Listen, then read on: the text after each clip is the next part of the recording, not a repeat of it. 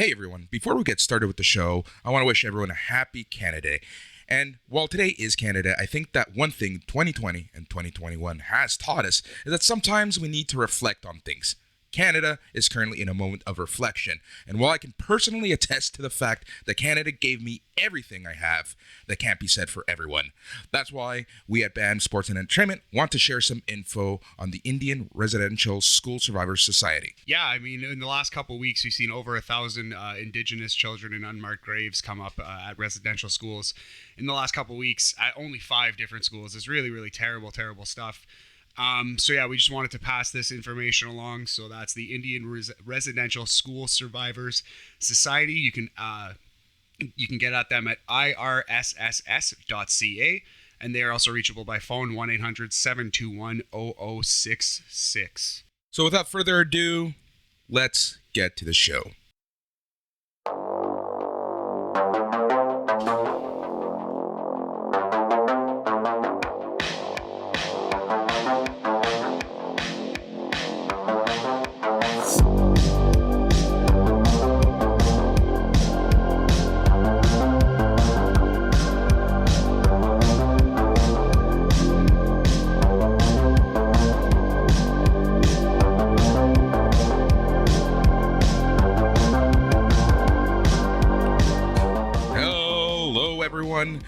Welcome to B.A.M Sports Entertainment Weekly, or B.A.M Weekly.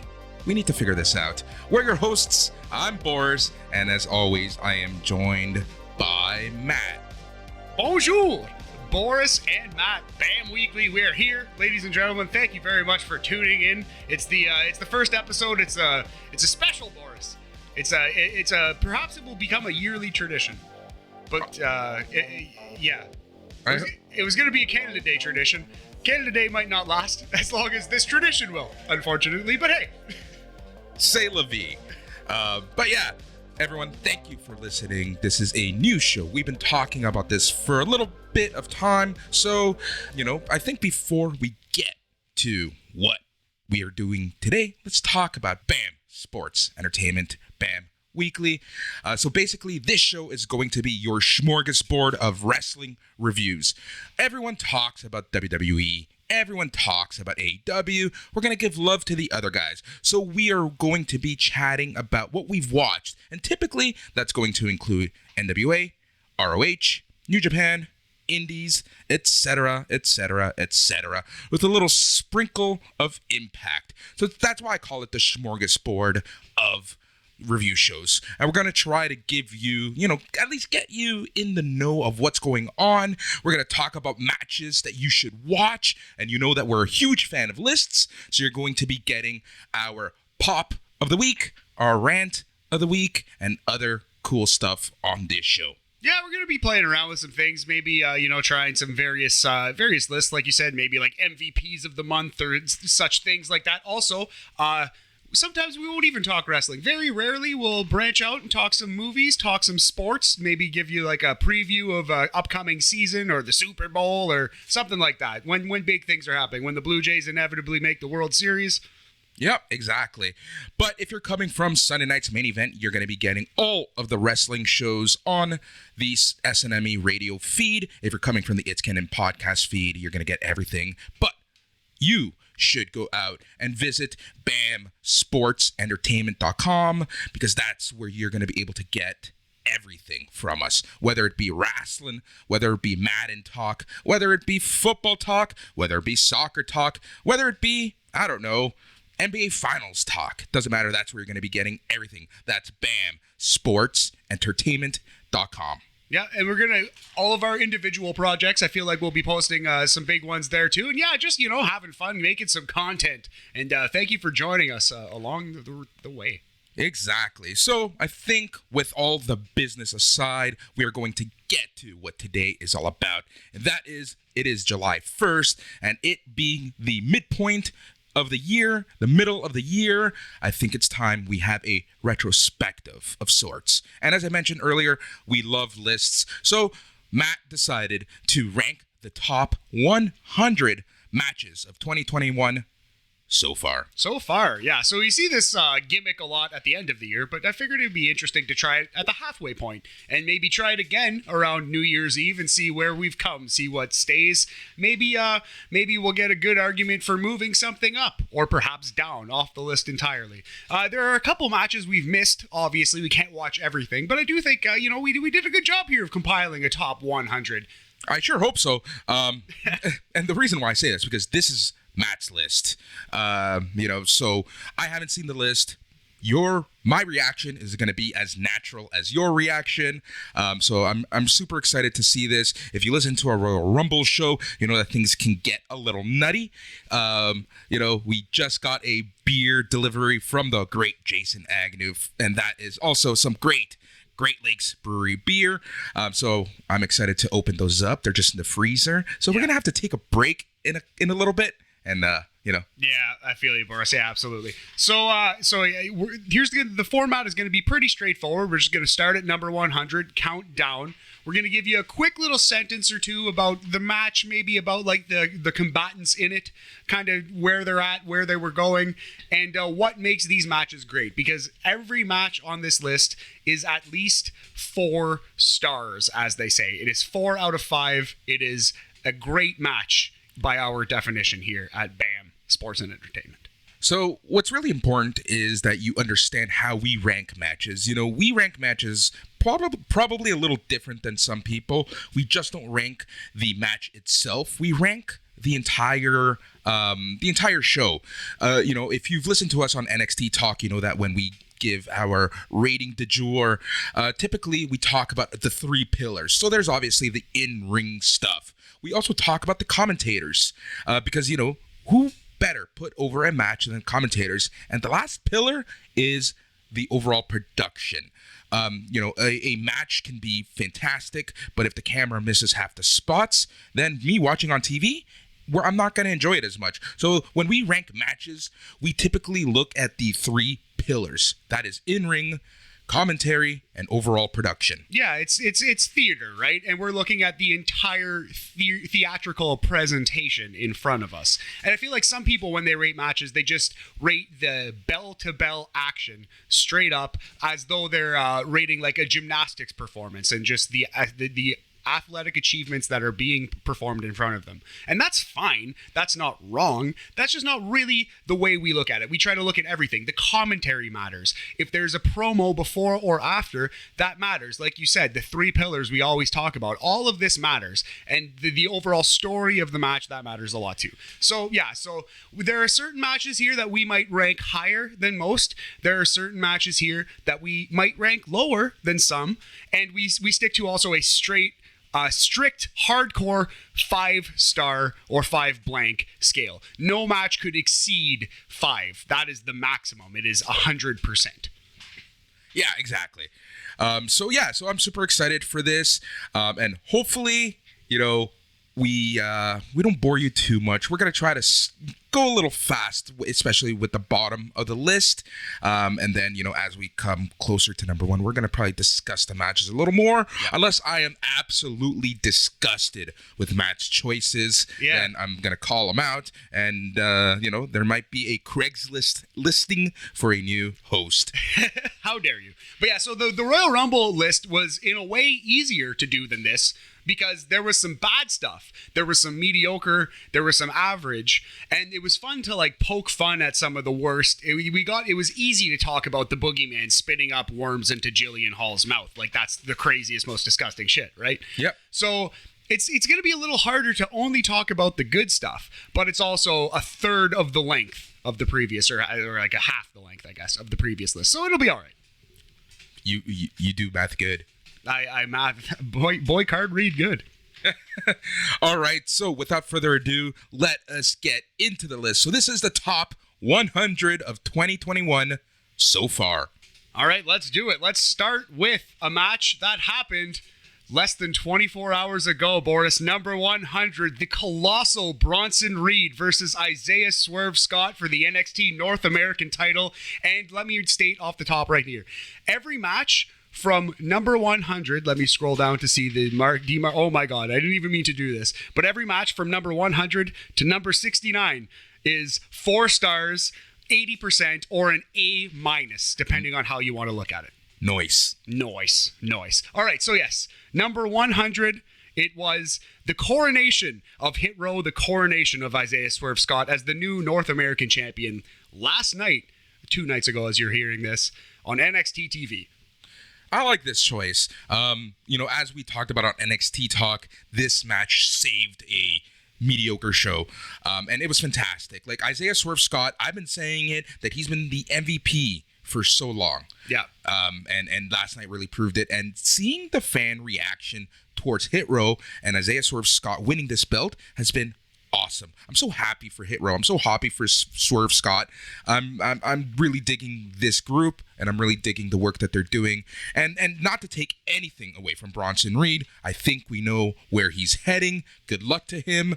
But I'm just super happy, and this was a fantastic match, especially the ending sequence, especially when Top Dollar just like plowed through the barricade, and then you had reckless abandon, just absolutely like 2 sheets to the wind. Yep. And then you had, Ashanti the Adonis kind of like cry for his brother and then get tossed on top of him. Like, it was so well done.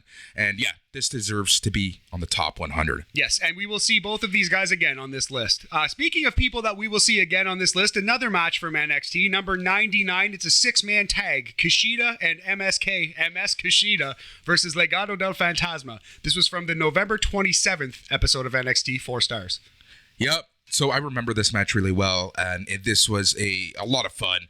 I'm just a huge fan of MSK and MS Kushida, and obviously I might be the biggest Santos Escobar mark out there. You're the one on record saying Santos is better than Andrade El Idolo, which I think is batshit insane. Santos is great, but Andrade is one of the best in the world. But, hey, you stand who you stand, buddy. Exactly. Stantos. So how's Leon Ruff doing? You will see Leon Ruff on this list. Don't you worry. All right. Speaking of NXT, we're sticking with it. Number 98 for the NXT North American title. NXT TakeOver Stand and Deliver Night 2. Bronson Reed versus Johnny Gargano. Yeah, this match was fantastic. Johnny Takeover. What more can we say? Exactly. Johnny Takeover. And this was the one that Johnny Takeover won. Right? Early WrestleMania weekend? Yes. Yep. All right. So here we go, number 97, breaking away. We're going to AEW Double or Nothing for the women's title. Dr. Britt Baker, DMD's coronation when she wins the title over Hikaru Shida. It's a bit of a sloppy match. It was not clean, but you know what? I really enjoyed it. It felt like a fight, and it was a really nice moment and a baby face reaction for one of the best characters in wrestling, Dr. Britt Baker. Yeah, Dr. Britt Baker, DMD. She has just been the MVP of AEW and like AEW in general, not just the women's division, in the entire company. It's been some of the best character work, and it's amazing to think of how much she's grown, because I remember when AEW started, there was a lot of flack on her and her performances and her acting and her in-ring, and now she is like maybe the top, like for sure the top woman, but she's one of the top people in the company, period. That's such a good call, because I don't like Kenny Omega's promos. Obviously, he's a 10 out of 10 in-ring wrestler, but I don't like his promos. Britt Baker is an incredible in-ring wrestler, but she cuts incredible promos, too. She's a great and entertaining character. So my takeaway from that is that you think Britt Baker is better than Kenny Omega. Hot takes here at B.A.M Sports and Entertainment. No, but I think there's a real case to be made that she is the MVP of the entire company. That's a great call. Yeah. All right. All right. Moving on to number 96. We have a back-to-back New Japan pack here. Number 96 and number 95. So we're going to start with 96 from the New Japan Cup Round 1. Minoru Suzuki versus Tomoaki Honma. This is a match where 2 old men beat the shit out of each other, Boris. Yes. I love me some Suzuki. Love me some Honma, too. Honma's a little bit of a shell of his former self. He has slowed down. Suzuki has shown no signs of slowing down. Oh, remember, Honma got that nasty neck injury. Yes, of course. No fault to Honma's. He's come back from a serious, severe neck injury. Yes. Yeah. But there's nothing more, and this is what I love about New Japan. It's the way that they respect some of the older wrestlers and just let them go. And these older guys, they just want to kick each other's ass and kill each other. And they succeed. Yeah, and this one was like just two old guys like with old man strength trying to kill each other. Yeah, just a mean guy, old guy match. A real Haas battle. A real weathered old Haas battle for sure. Number 95.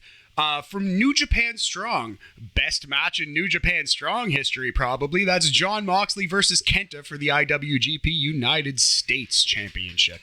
Interesting, because I know a lot of people did not like this match. Yeah, and you know what? I think the problem was expectations were too high. I watched it and I was like, huh. And I actually rewatched it for this list because I had it penciled in, and I remember thinking, I don't know if it's that good. And I went back and I was like, okay, it's definitely great, but it's not like. Didn't blow my socks off, but I definitely left thinking on the rewatch, this is an underrated match. It was a very good pro wrestling display for sure. There's a great story to this match, right? Absolutely. And that's why I would accept this spot in this list. And yeah, it's just like, it was what it was. I thought it was good. Like I said, well, it's here. So number 95, Jon Moxley versus Kenta for the IWGP United States title. Now we're going to go to a back-to-back tag team match pack here. This is number 94 from only a couple weeks ago on NXT TV. Oney Lorcan and Pete Dunne versus The Way, Austin Theory and Johnny Gargano. Remember this match? Oh, yeah. This was a tight little tag team match. It went like 11 minutes, but it was just so much fun the entire time. And Gargano wins with a beautiful one final beat DDT onto Oney. Great stuff. I love this match because, again, the way that The Way's been being portrayed as this goofball comedy team, and the push that they're really giving Dunne and Lorcan. And yeah, Lorcan was the one who ate the pin, but the fact that, The Way won, and The Way won. Yes. It was great. And, it was really the beginning of this new Johnny Wrestling that we're getting again. Yeah, the renewed Johnny Wrestling. And I hope, and I actually think it's going to end with him being the one to beat Karrion Kross at a takeover. And we see Johnny Takeover return. It's really looking like it. It really is. Another tag team match. This is one we're going to have to talk about my perhaps underrating of the Young Bucks, because I think the Young Bucks performed kind of badly on this list here, scrolling through it again. But number 93, we have Chris Jericho and MJF versus the Young Bucks. That is from AEW Revolution, 4 stars. Yep, I agree. I like this match. I think this match had a lot of other stories that were being told, especially with the Young Bucks and Omega and the Good Brothers, and you had the whole Inner Circle kind of blowing up stuff, we knew they were going to blow up. So there was a lot of stuff going on in this match, but what I really liked about this match is it kind of put everything to the side, and it was focused on Young Bucks versus Inner Circle. Yep, just straight up, and they delivered in the ring. It was good. Yeah, so there's a Young Bucks, Eddie Kingston, Jon Moxley match that was very polarizing, very divisive. I saw some people say it was one of the greatest tag team matches they've ever seen. And I saw some people say it was self-indulgent and boring. And I was one of the people who said the latter. I did not like that match. It will not appear on this list. Is that the one from Double or Nothing? Yes. Okay. Yeah, so I'm a little cool on the Young Bucks this year. I think something about them. It's not landing with me, although I have been liking Nick's promo work over the last couple weeks. Mm-hmm. All right, moving on. This one was a tough one to rate, if you remember this. Number 92, Daniel Bryan versus Roman Reigns with Edge as the special enforcer, WWE Fastlane for the WWE title. This was the match where Daniel Bryan had the world title won. Edge kind of cost him the title because he wanted to be the one to beat Roman, setting up the WrestleMania main event. Yep, I really enjoyed this match. I thought that this match was, again, kind of polarizing because it's WWE, but Daniel Bryan, fantastic performer. Say what you want about Roman Reigns, one of the best performers of this era.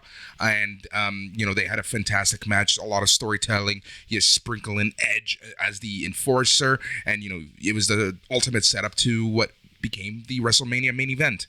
Yeah, absolutely. And I thought these guys delivered. I think your mileage may vary on the ending, for sure. Yes. Yeah, but ending aside, and I shouldn't say that. I shouldn't say ending aside because that's part of the pillar that we talk about. But, ending included, it sets up the main event of WrestleMania. Absolutely.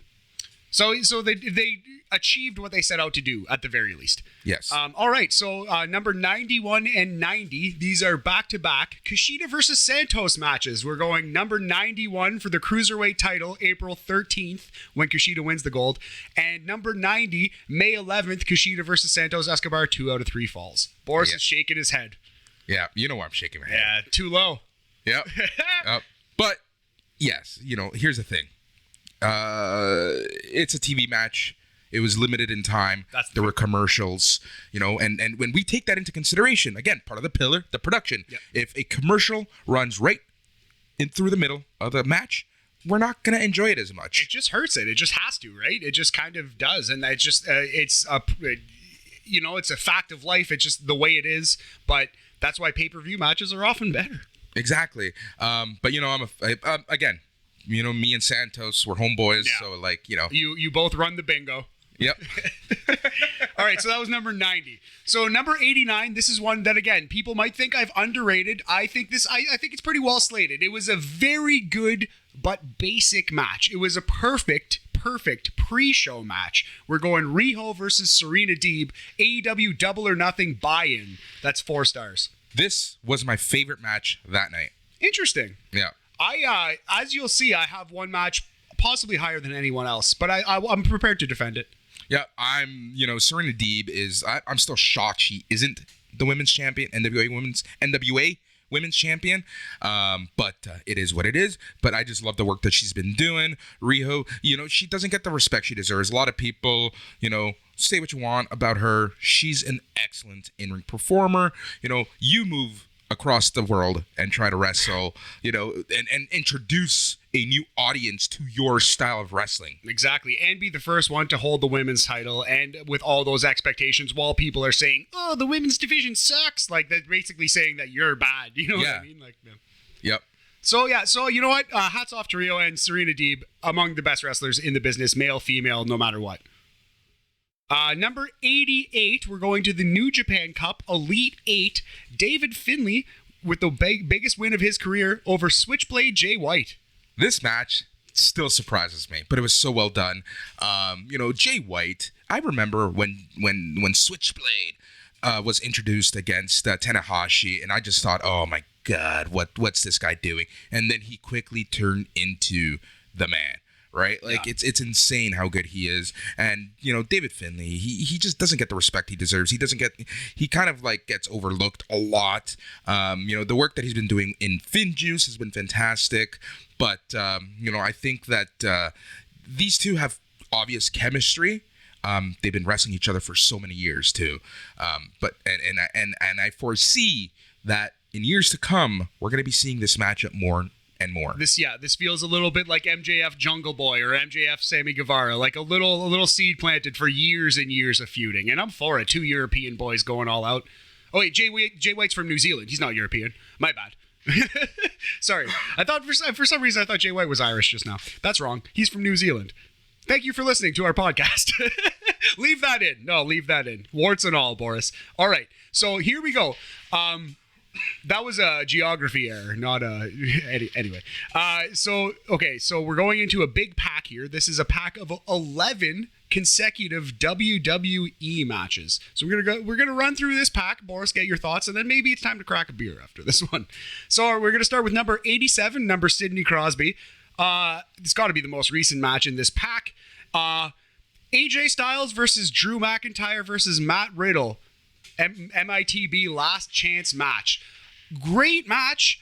Too damn long. This match was 27 minutes. It's a problem with Monday Night Raw these days. They let the matches breathe too much sometimes because they have to kill time on this show.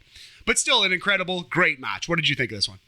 I really like this one a lot. This one was a lot of fun. I was shocked at the time the match started. I'm like, is this the main event? Is this the main event? What's going to happen in the main event? How's the show going to end? But no, they let them go. And there was a lot of storytelling. But here's the thing. It was your typical WWE triple threat match, and including the trope of someone being injured, being escorted away and coming back. But it was still a great match. Just great stuff. Like, look at those names. AJ Styles, Drew McIntyre, Matt Riddle. Not gonna have a bad one. Yep. So this was an example of a little bit of an underrated match. Way more concise, way more to the point than the previous. Matt Riddle versus Xavier Woods from the May 24th Raw. 4 stars. Wow. This match was so good. Oh, love Xavier Woods as a wrestler. We've said this before on the podcast. It seems like Xavier Woods might be one of the best at putting together matches in the world, because every time he has a big match, you see 2 or 3 moves that you've never seen. You see a couple things in different ways. You see a good sell. You see like a crazy bump. Xavier, it just happens to be that Xavier has unique and cool shit happening all the time in his matches. I wonder why. That's exactly it. I think people overlook this. I think like if you're constantly being praised for new innovative stuff, if you're constantly being praised for good match layout, if you're constantly being praised for good in-ring, there's a reason for this. It's the opposite of like, if you keep meeting assholes every day, then you're the asshole. It's the opposite of that. If you keep having amazing matches with everyone, it's probably you're the common denominator there. Yep. And you know, you add to the fact that him and Riddle have obvious chemistry. Oh, yeah. And this match was a lot of fun. A lot of fun. Another match coming up that I feel like was underrated at large. The $1 million ladder match from NXT TakeOver In Your House 2. Cameron Grimes versus LA Knight for the $1 million title.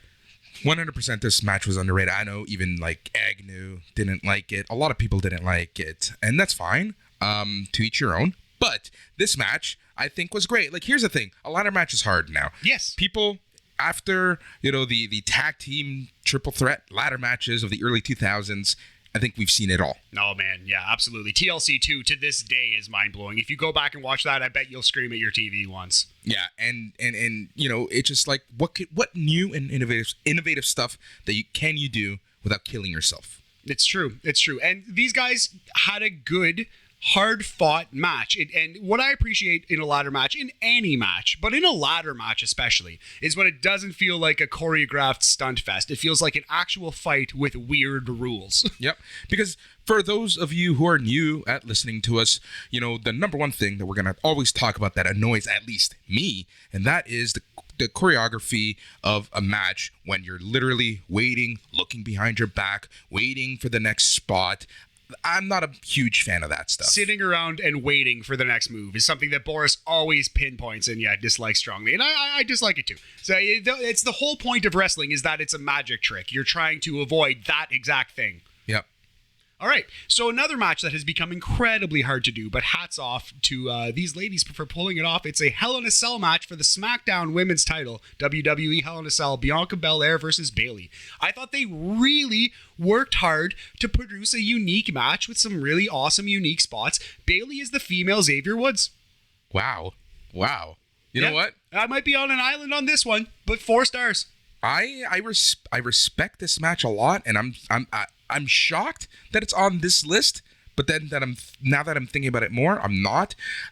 Bayley has been probably the MVP of SmackDown for the past year and a half.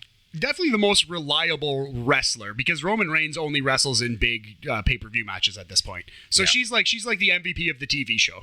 Yeah, exactly. I like it. Cool.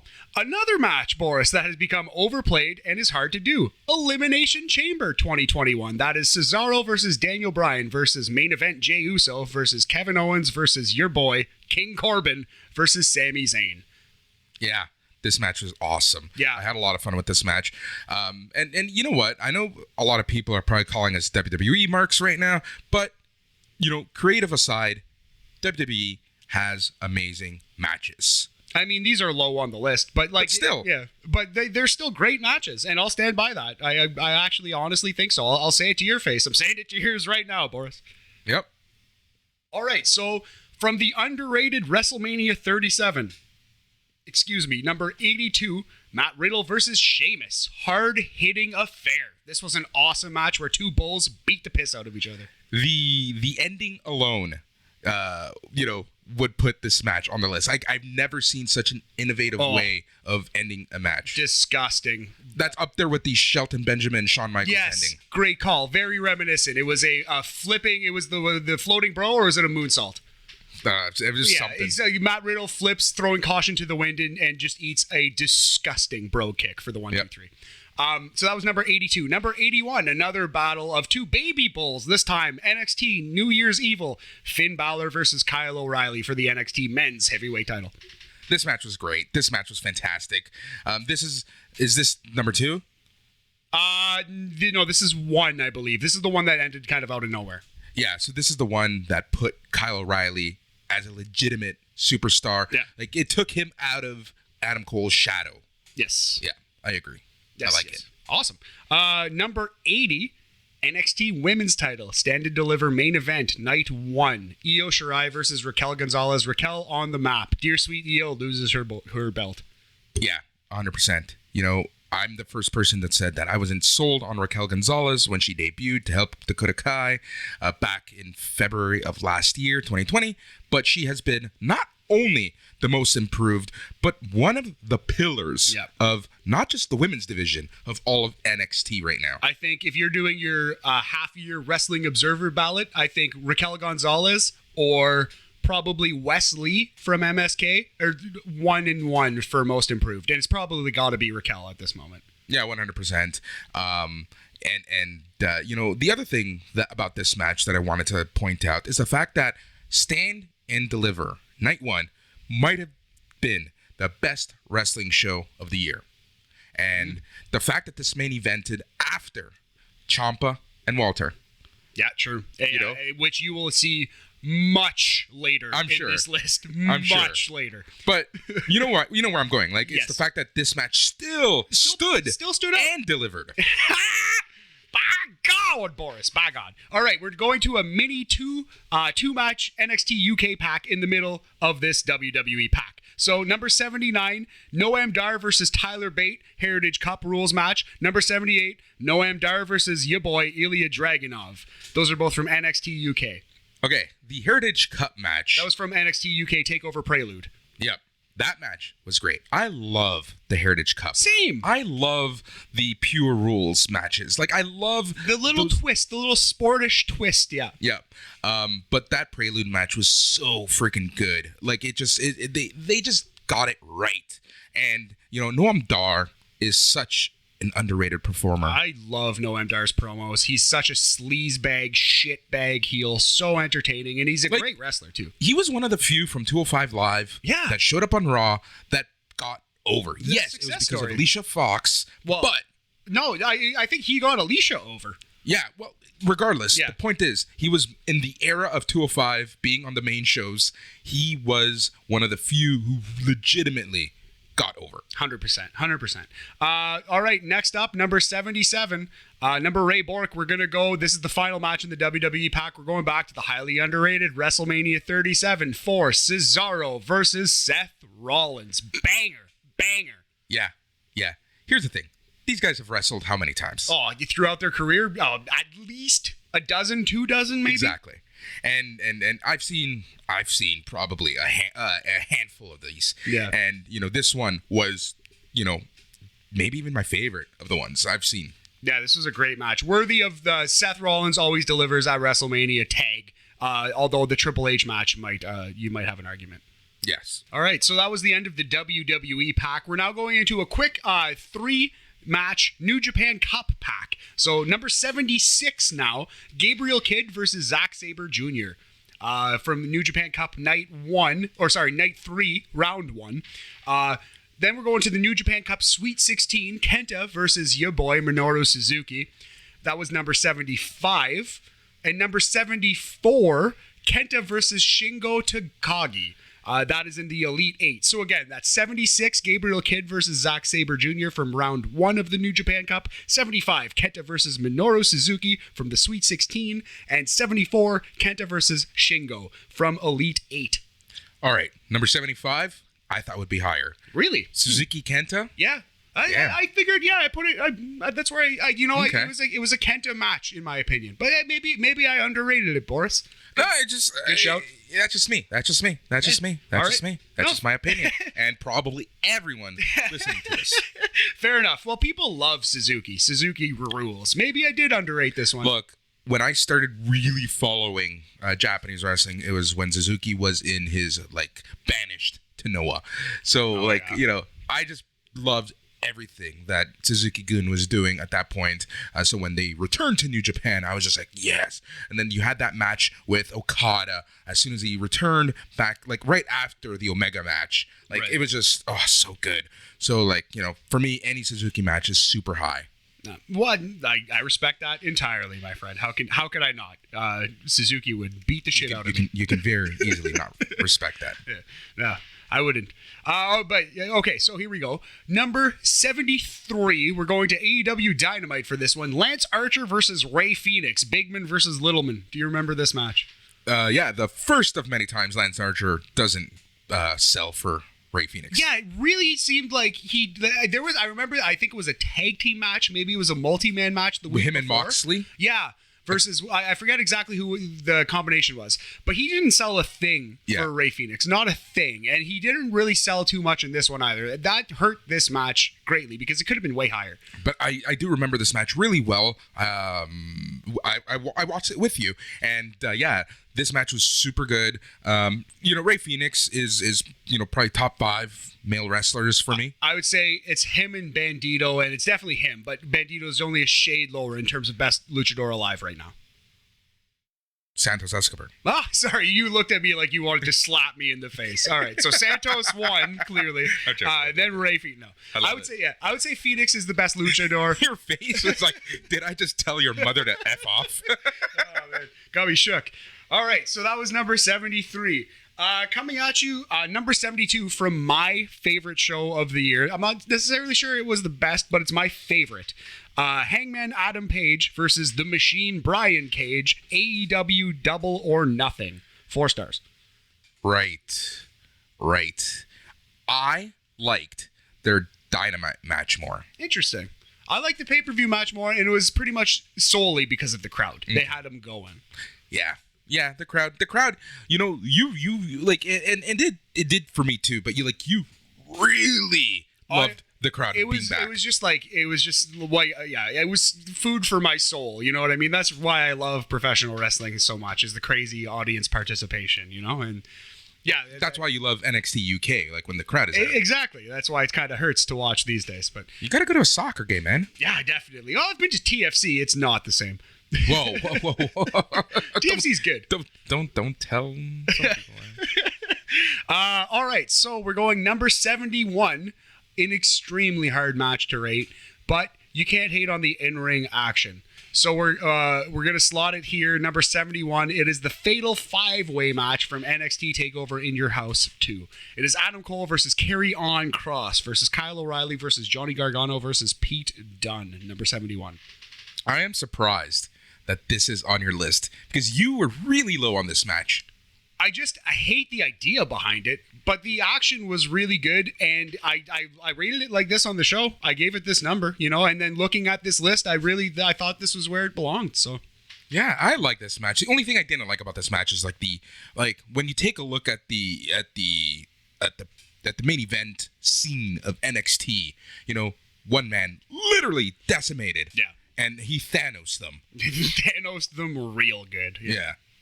All right, so we're going to another multi-man match in NXT. This was from NXT TakeOver Stand and Deliver Night 1. It was the Gauntlet Eliminator. Bronson Reed versus Cameron Grimes versus Dexter Lumis versus Swerve Scott versus LA Knight versus Leon Ruff. This match began the MVP run of Isaiah Swerve Scott. I thought for sure you were going to say of Leon Ruff. Dexter Lumis. No, not that. But yeah, exactly right. This is where Swerve ascended. The final two were ironically, the final two was Swerve and Bronson Reed. Would you look at that? Long-term storytelling, baby. Long-term storytelling. Not at all. Baby. No, I'm sure that was the plan, actually. Maybe it was. Who knows? You give WWE way too much credit. I do give H a lot of credit. All right, Boris, and this is the final match in our tier. Match number 69. Noise. Again, hard one to rate. This match should have... Yeah, it's a hard one to rate. This match should have been way higher, but there's a tragic flaw with it. Jon Moxley versus Kenny Omega, exploding barbed wire death match. AEW Revolution, March 7th, Number 1. 2020. Love how you gave Jon Moxley number 69. I totally didn't mean to, I swear to God. Just how it shook out. The titty master. I love it. Oh, man. Yeah, this match was good. It should have been higher on the list, but if you build an entire storyline around a certain stunt, and the stunt goes so poorly that people boo and laugh at you, it hurts the presentation. It does. This is still a great wrestling match, and it's so good that I'm putting it at the very top of this tier. I would have been at least 4.25, 4.5 had it not been for the major culminating big scene completely being a fart. Yeah, I agree. Yeah, and you know what? Unfortunately, this introduced a lot of American fans to the death match. Go watch some FMW. Go watch FMWE when it starts. I'm sure that they're going to do it justice. For more insanity, consult your local library. Yes. All right, so that is the tier. So that is up to match 69. So from this point forward, everything is going to be at least 4.25 stars or higher. So that is 85%. That is, rather than an A-, that's an A. Important distinction, Boris. Very much so. Very much so. Thank you. All right, so now this is where the majority of the matches lie. From number 68 all the way down, we're going a long time here, all the way down to number 19 are in this tier. Wow. It's a very, very prestigious thing to be any higher than this, to be 4.5. That's an all-time classic. That's something we're going to remember. That's in my opinion. So these are great matches. You can talk me into a couple of these needing to be higher, some needing to be lower, but at the end of the day, I think these are all matches that I would give an A to. All right, let's hear these.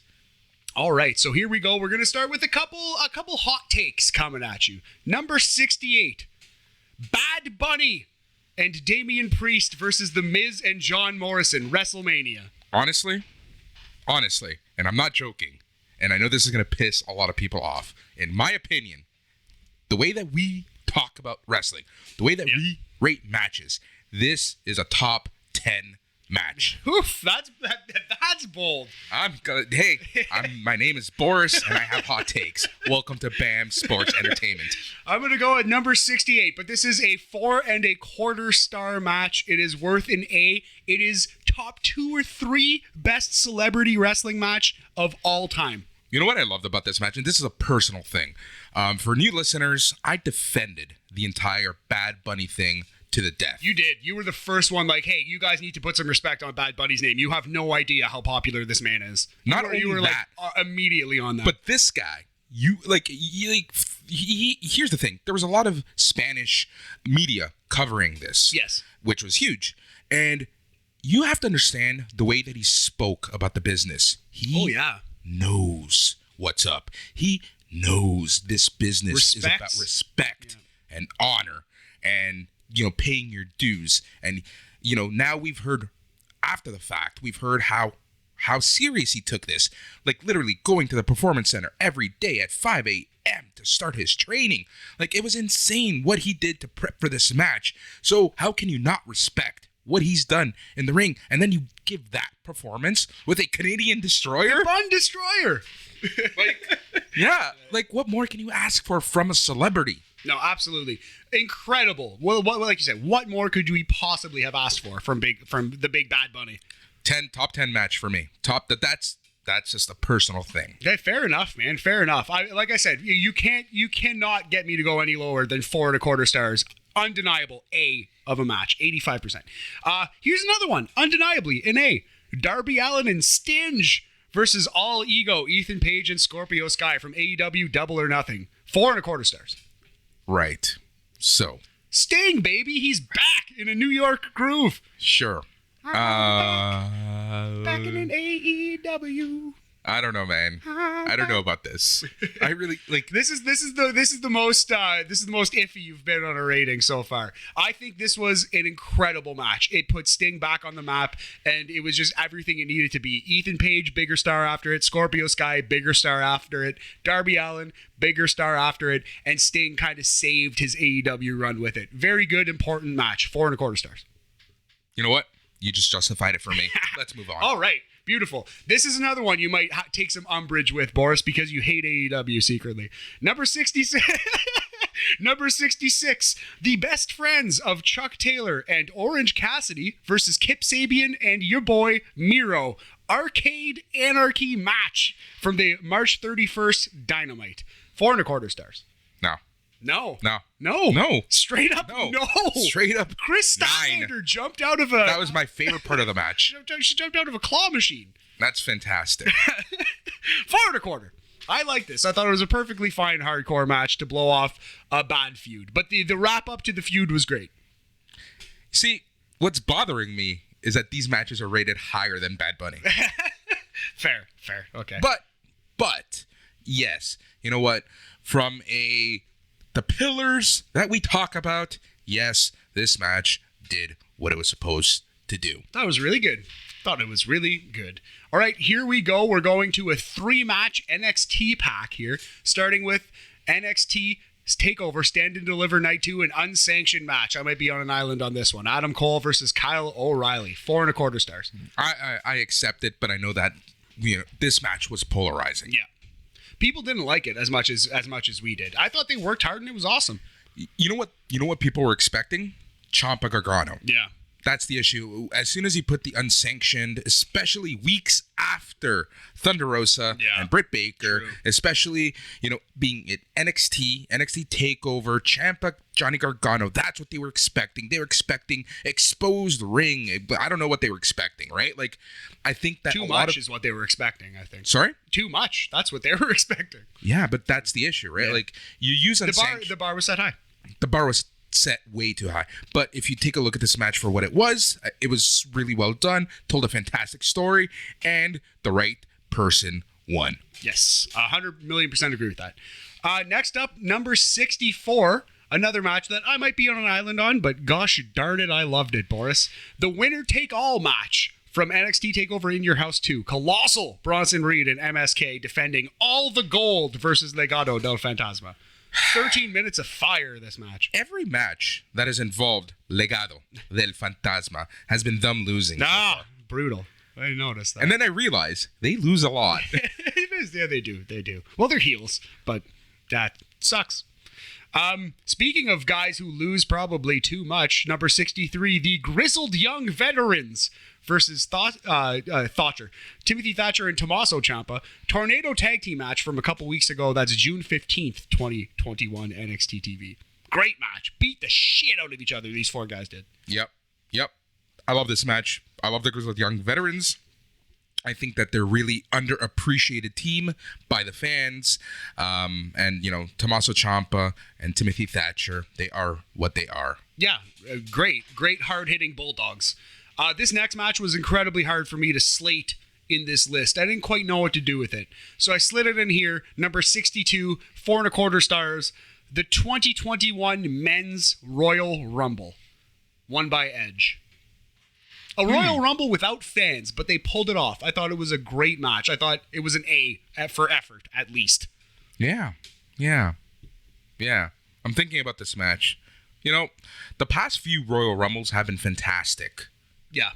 I love 2020 just because of the new story they were telling with Brock Lesnar doing his thing.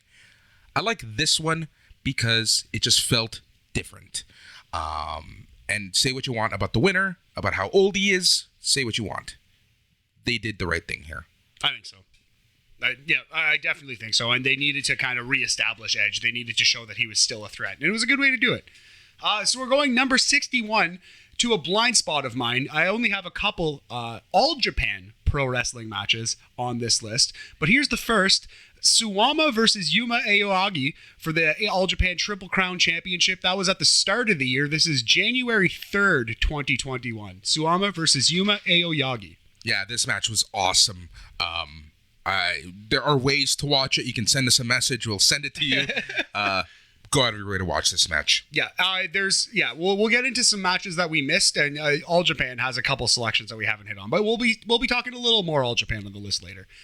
Number 60, we're going to go to New Japan, the New Japan Cup Final Four, David Finlay versus Will Ospreay. That's number 60 on the list. Great match. Ospreay and Finlay have some chemistry. Yes. I know this name is probably banned from a lot of wrestling shows and whatnot, but they have similar chemistry to Ospreay and Marty Scurll. Yeah, I know what you mean. And it's also a battle of who's going to break whom's neck first. Yes. Yeah, absolutely. Like any Ibushi match. Ugh. Ooh. Moving on to an Ibushi match, number 59, from the New Japan 49th anniversary. The classic junior heavyweight champion challenges the world heavyweight champion. In this case, El Desperado challenges Kota Ibushi for Kota's IWGP World Heavyweight title. That is from the New Japan 49th anniversary on March 4th, 2021. 4.25 stars. If you had told me, even a year ago, that Kota Ibushi would be your champion and El Desperado would be your junior champion, I would have laughed in your face. Right? But you know what? Things happen. And the unfortunate thing about this match is it should have been Hiromu versus Kota. And Lord Boris, that could have been number 1 on this list. That also would have resulted in an injury. Yeah. Both of those guys right now are currently out with injury because they're both insane. Yeah. But, the Hiromu El Desperado match, there's just so much story in that match. Yeah. And that match made me care about El Desperado. I care now. You made me care again. Sorry, it's a little, exactly. A little Rick and Morty for you. Just go on. I was paying attention, buddy. I was just adding to your point. I was just peppering it with jokes. You don't use Rick and Morty. Of course you do. I love Rick and Morty. I hate Rick and Morty. Really? Oh. Is this the first time you learned this about me? Oh no, it is. I loathe Rick and Morty. Do you also like hate fun and smiles? Yes. Oh, okay, that makes sense. All right, moving on. It's a horrible. Hold on. No, it's not a horrible show. It's a horrible show. It's so good. You can't say it's horrible. That's horrible. Ridiculous. It's horrible. It's incredible. I'd rather watch Raw. It's really smart. It's very funny. It's saying not it's that horrible. Smart. It may be, you could argue it's not that smart. It insists upon itself a little bit, but it's not bad. It's great. I'd rather watch Raw. It's oftentimes it's amazing. It's one of the best things on TV. Anyway, that's neither here nor there. So that was number 59. We're entering a small 5-6 match AEW pack here, Boris. Starting with number 58. We're going to go from AEW Dynamite on March 24th. This is Brandon Cutler and the Young Bucks versus the Lucha Bros and Laredo Kid. 6-man tag. Lots of cooling spray to be had. Yes.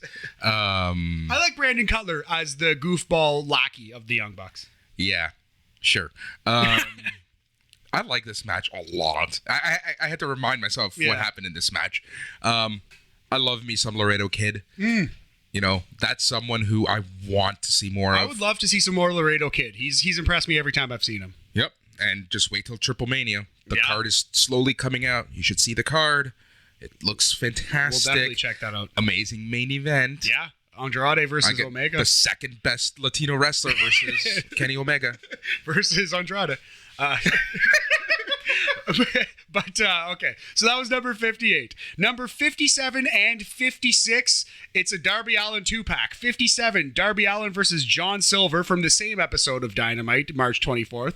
And 56, that was 57, Darby Allin versus John Silver. 56, Darby Allin versus Jungle Boy from April 21st Dynamite. Those are both for the TNT title. All right. Darby Allin. Awesome. He has a case for best wrestler of the year. Yes. Legit. 100%. 100%. Yeah, he is. I wish, not that he's not committed to wrestling because he's one of the most committed people, but in terms of his career length. Yeah. I just wish that he could just be around longer. Just kind of slow it down a little bit because he's on that Mick Foley, retired at 34 trajectory. Yeah, like what we all thought Jeff Hardy would be. But Jeff Hardy's made of rubber. Yeah, clearly. But yeah, no, the John Silver match, such a good match. Amazing. So it was so good. John Silver got injured in that match. Yeah, and Darby Allin versus Jungle Boy was like Sting versus Ricky Steamboat for this generation. Sure. It was like a good episode of Rick and Morty. It was just classic, just a classic feeling. It felt familiar and new at the same time, Sure. All right, number 55. Speaking of Jungle Boy, Mr. Jack Perry himself versus Kenny Omega for the AEW World Title, AEW Saturday Night Dynamite. This match was one of my favorite matches of the year, of ever. This one was so good. Jungle Boy, future star.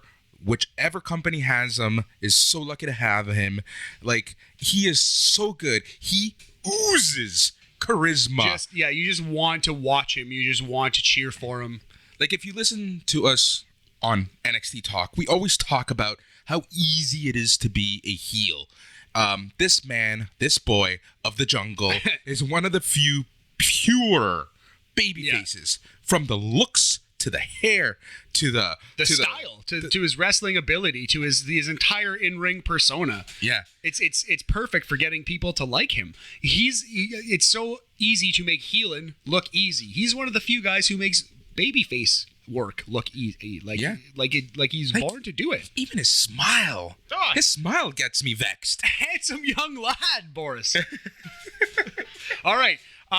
So that was number 55. I thought people slightly overrated it. I thought maybe even my good pal Boris slightly overrated it just now. It was good. It was great, I would say. But 55 out of 100 feels like the spot for it in this one. So number 54, we're going Matt Jackson versus Rey Fenix, AEW Dynamite, March 10th.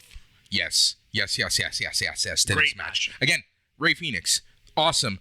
The Young Bucks, whether they're a tag team, whether they're alone, say what you want, they're awesome.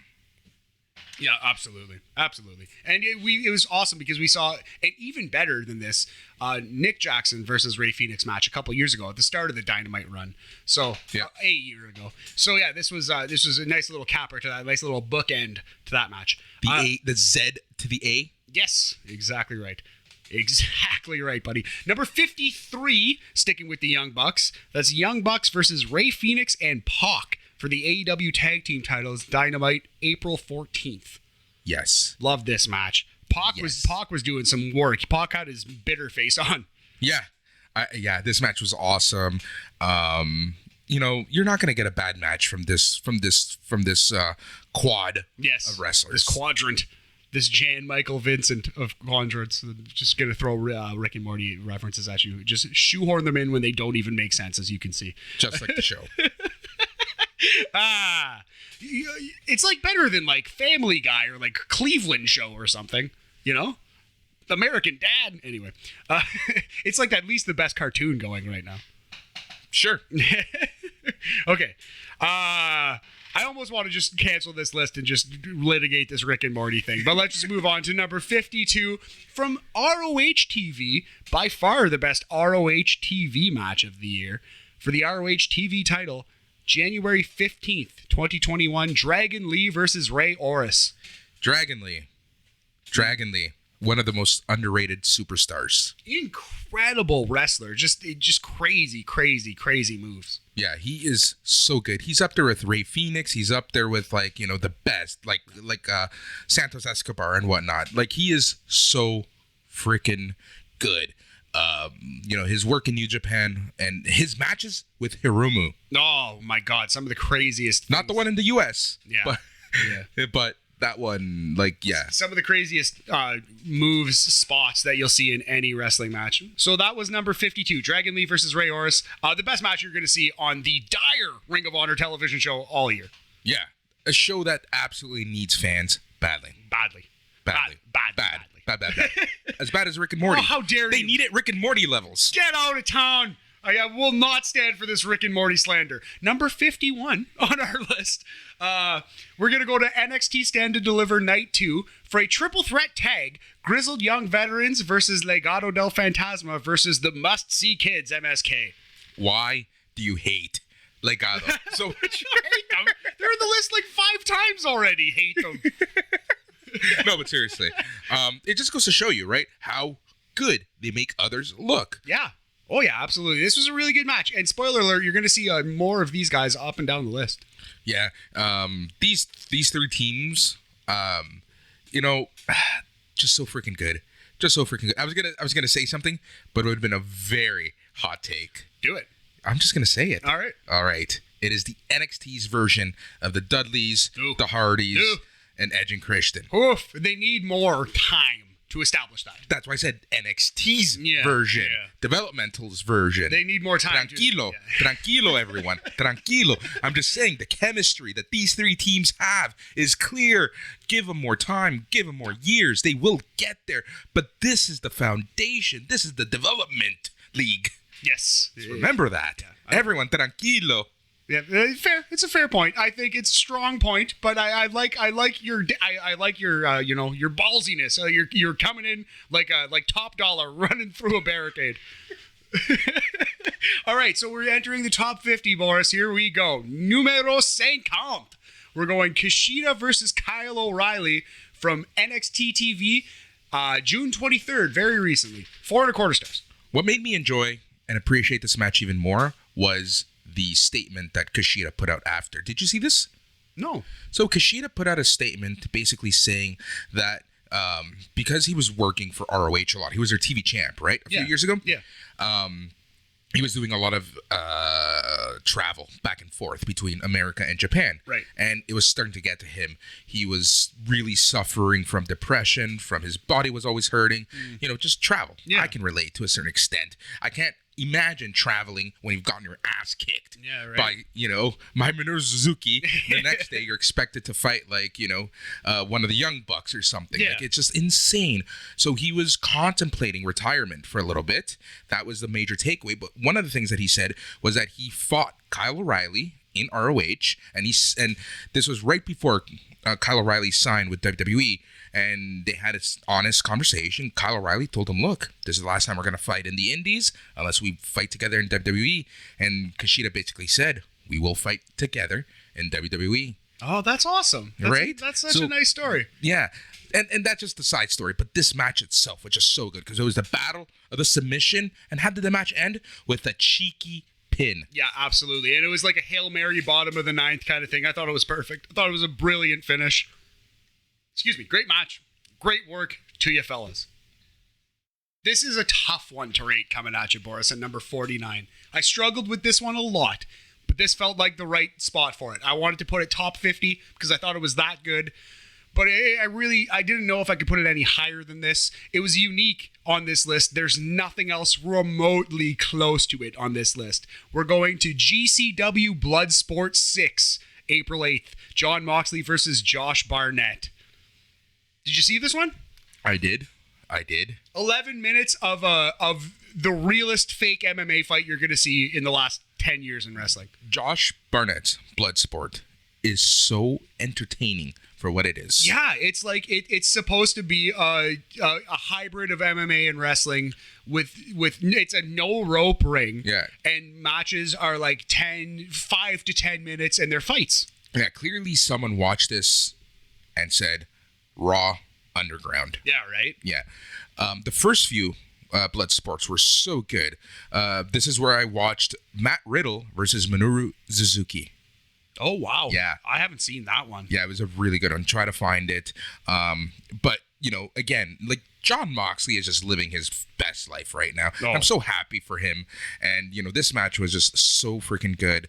And yeah, it's so different. It's so different because it's fake MMA, for lack of a better term. Yeah. And it was just so well executed, and it told a fantastic story. And Josh Barnett deserves so much more credit than he gets. 1,000%, absolutely. He's a great booker and he's a great wrestler. Yeah, I 100% agree with that. Yeah, seek this match out if you haven't seen it. It's a crazy one. Definitely unlike anything else on this list. They just beat the shit out of each other and bleed like pigs. And it goes 11 minutes. Definitely is a quick watch. I don't know if it's an easy watch, but it's a quick watch. Number 48, a match that is near and dear to my heart. I loved it so very much. Kevin Owens versus Sami Zayn, WrestleMania 37. It was the greatest hits of these guys. I saw people rate it very low, and I was quite surprised at that. I thought this was exactly what I wanted from them. This was it was a junior version of the incredible match they had on WWE TV. What was it, at a Payback? Payback pay-per-view? Yeah. See, the issue is that these guys have fought each other more than anyone has ever been able to count. And even in WWE. And, you add the fact that you had the Paul brother, and I think that took a lot away from people liking it. They wanted to hate it from the get-go. But go back now. Watch that match. Every single moment was crisp. These guys were having a WrestleMania match, man. It was two guys who have wrestled since they were teenagers going, like, we get to do this at WrestleMania? Like, dude, yeah. Go back and watch this match. It was amazing. Exactly. That's what I'm trying to say. Just watch the match. Don't watch any of the other BS. Just watch the match. I did, and like the reason why I rated this high is because I think the Paul brothers shit, and I was Jake, not Logan. I forget. I refuse to learn which one is which. Matter. I don't give a shit. But yeah, I think it worked. I think it was fine. It was perfectly fine pro wrestling shit. It was similar to like a Kevin Federline, John Cena kind of thing. It was all right. Remember when Federline pinned Cena? The Federline stuff was much better actually, but it was that realm, that universe of thing. Yeah, I do remember that. That was actually kind of good. Yeah, it was. All right, number 47, also from WrestleMania 37, the highly underrated show. Daniel Bryan versus Edge versus Roman Reigns for the Universal title. This was the match of the night on WrestleMania, in my opinion. Night 1, 2, or both? Or sorry, night 2 or both? All of them, yeah. Really? This is the highest rated WrestleMania match on the list. Dang. All right. Well, I love this match. Told a fantastic story. It was... they did a great job of trying to showcase all three men, and it was an ending that no one thought you would see, with Roman Reigns pinning both men. It's an ending that if Roman Reigns is about to wrestle Edge, which it looks like he's doing at Money in the Bank, unless they change that, it makes no sense. Should have just pinned one of them. It's like they're doing the reverse, right? Yeah. Like he pinned both, and then he pinned Daniel Bryan to retire him, and then he's going to pin Edge alone. Possibly so to retire like him. Could you imagine? That'd be something. And then he shows up with Christian in AEW. No, that's not going to happen. He signed a long-term deal. Yeah. Okay, so match number 46. Boris, you might disagree with this because you rated it higher when we spoke about it on our podcast last night. We're going to NXT UK, June 24th, Ilya Dragunov versus Joe Coffey versus Rampage Brown. 4.25 stars. Number 46. 0.25 off. 0.25 crumpets off. I'm fine with that. Ah, fair enough. I'm a sucker for Ilya Dragunov. That's fair. He's great. He's up there with Santos Escobar on my list of best wrestlers right now. So Ilya Dragunov, instant 5-star, instant 4-star match. And this was really, really good. They beat the shit out of each other, and it was an interesting dynamic. The two huge Haas bulls and the little baby bull. That's what I mean. It's a little baby bull. It's like, hey, me too. He's like the annoying little brother who ends up beating the big bulls. Yes. Yeah, absolutely. I liked it. It was a very rewarding watch. Well, and then the ass kicking that Walter gave him after. It was a pretty brutal ass kicking. Speaking of brutal ass kickings from Walter, for the NXT UK title, NXT TV, January 14th, Walter versus A Kid. Against a kid? Against the Spanish, yes. Spain's a kid? Spain's a kid, yes. Yes, this match was awesome. This was like when Walter was defending the title like every other week. Yeah. Because this was after the Ilya Dragunov Classic. And I really like this match a lot. Yeah. What more can I say? No more needs to be said. Walter is a gem. A gem. And I almost hope he never comes to North America because he's so much better in small doses. He's so special. Yeah. All right. Kraken won. Shout out Great Lakes Brewery for the Heritage Cup and another A-Kid match. This is number 44. A-Kid versus Zen Tyler Bate. The new hippie Tyler Bate character, which I'm kind of here for. I kind of like. Anyway, Heritage Cup, A-Kid versus Tyler Bate. This is the match where Tyler Bate wins the Heritage Cup from A-Kid. May 20th, 2021, NXT UK. Yeah, this is a good match. Again, I'm a fan of these different styles of matches, similar to Josh Barnett's Bloodsport, similar to ROH's The Pure Whatever, they call it. The Pure Whatever, I believe, yes. The Pure Whatever, yeah. The PW match. Yes. But yeah, no, this one was so good. So very good. All right, here we go. This... and correct me if I'm wrong, if my own list proves me wrong, but I believe this is the SmackDown Match of the Year coming at you. From January 15th, way early in the year, Cesaro versus Daniel Bryan, WWE SmackDown Match of the Year on that particular television show. I'm thinking, this one you think is better than Reigns, Daniel Bryan? Yes. Okay. Yeah, I thought this match was awesome. It was very, very satisfying, and I think it's almost singularly responsible for Cesaro's true ascent into an actual upper mid-card viable main eventer. Yes. This is what bumped him to that level. Yeah, it did. This match was so good.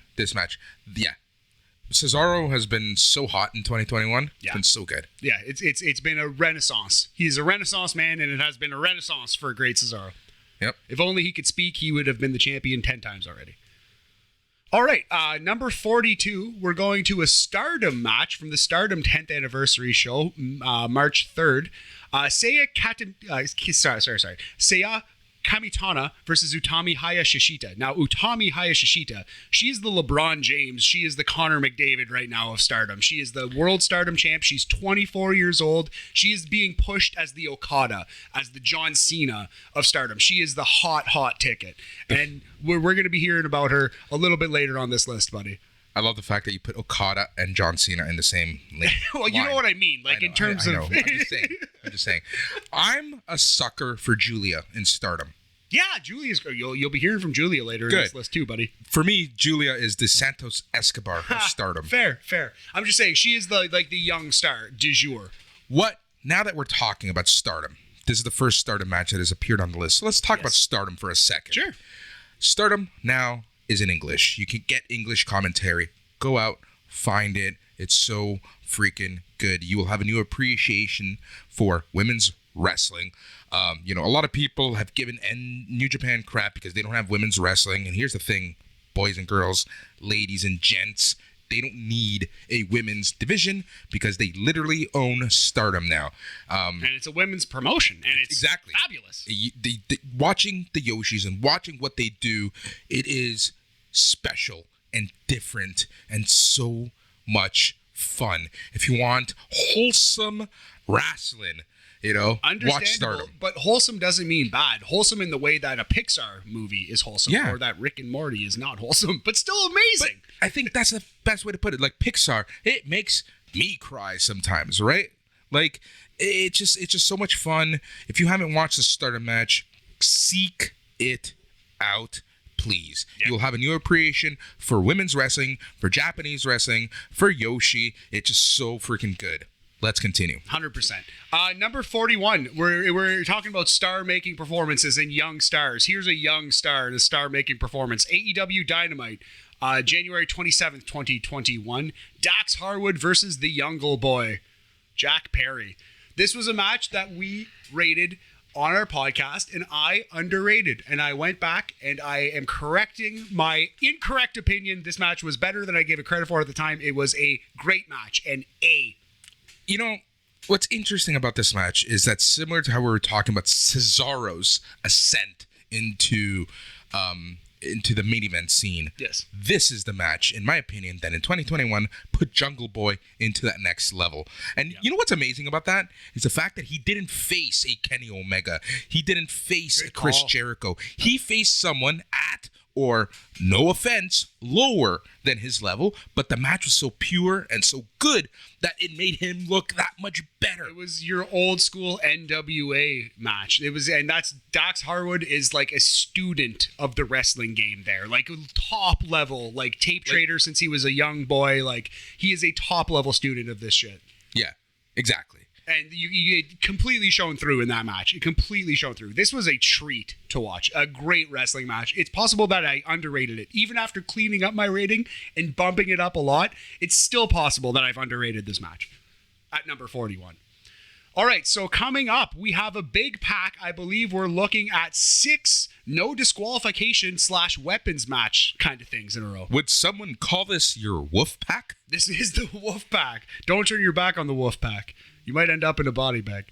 Number 40, we're going WWE Raw no disqualification match. Drew McIntyre versus Sheamus. I think this was the match where they put stairs on each other's heads and just bashed into each other like Homer and Bart Simpson. That's exactly what I was thinking. It's a great match, though. Actually, a lot of fun.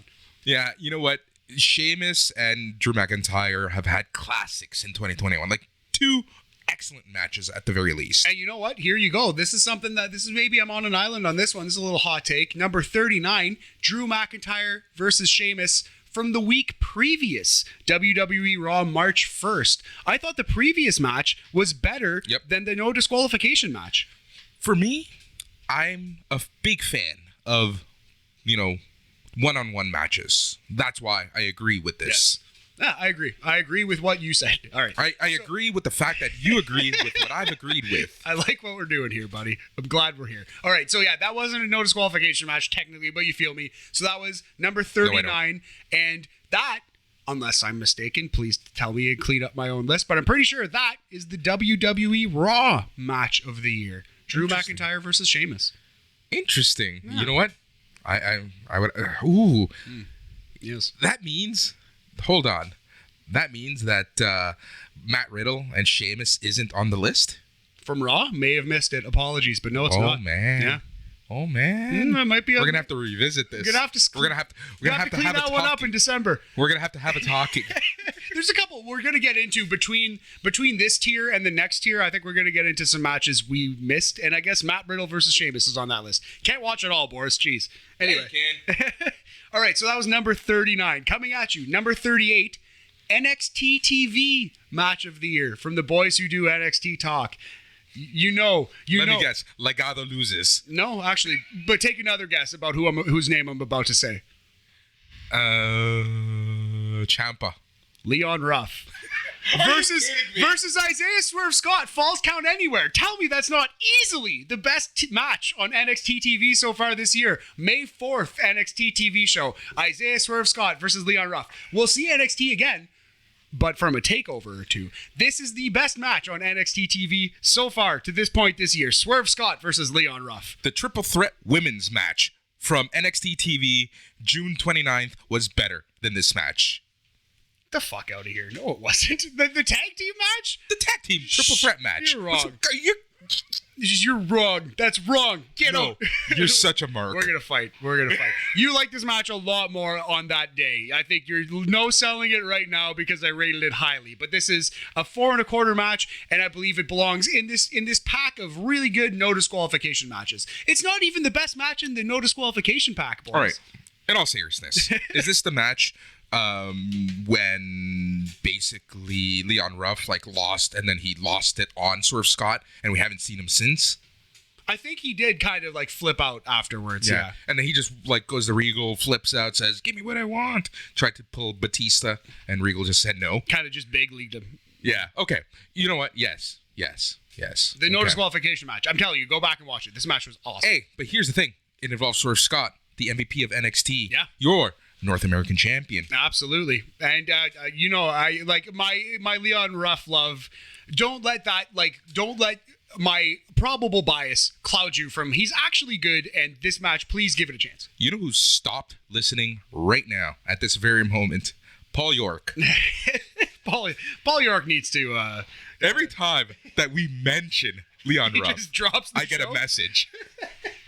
Yorkie, give him a chance, buddy. All right, number 37 coming at you.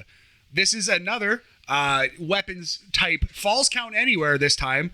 Tag team match, Jon Moxley and Lance Archer versus Kenny Omega and Kenta. AEW Dynamite February 10th. This was a banger of a match. This is the match that I was thinking when Lance Archer completely no-sells Kenta. No-sells Kenta. Well, Kenta's a badass, but yeah, if you're under 6 feet, Lance Archer's not going to sell for you. Period. And again, I'm not trying to say anything bad about him because he can kick my ass, but it's just something that we noticed and we talk about. We're very critical on wrestling when we watch together. I think so. I think I think we're a little too critical. We get a little smarkier when we watch together. Maybe we're bad influences on each other in that way. But tell me we're wrong about that. Go back and watch Lance Archer working a match, especially in a tag versus a smaller guy. And a match that would only work well not watching it live, watching it on TV, because in my opinion, some of the best parts happened when they went to the kitchen. Guaranteed. Yeah, 100% agree with that.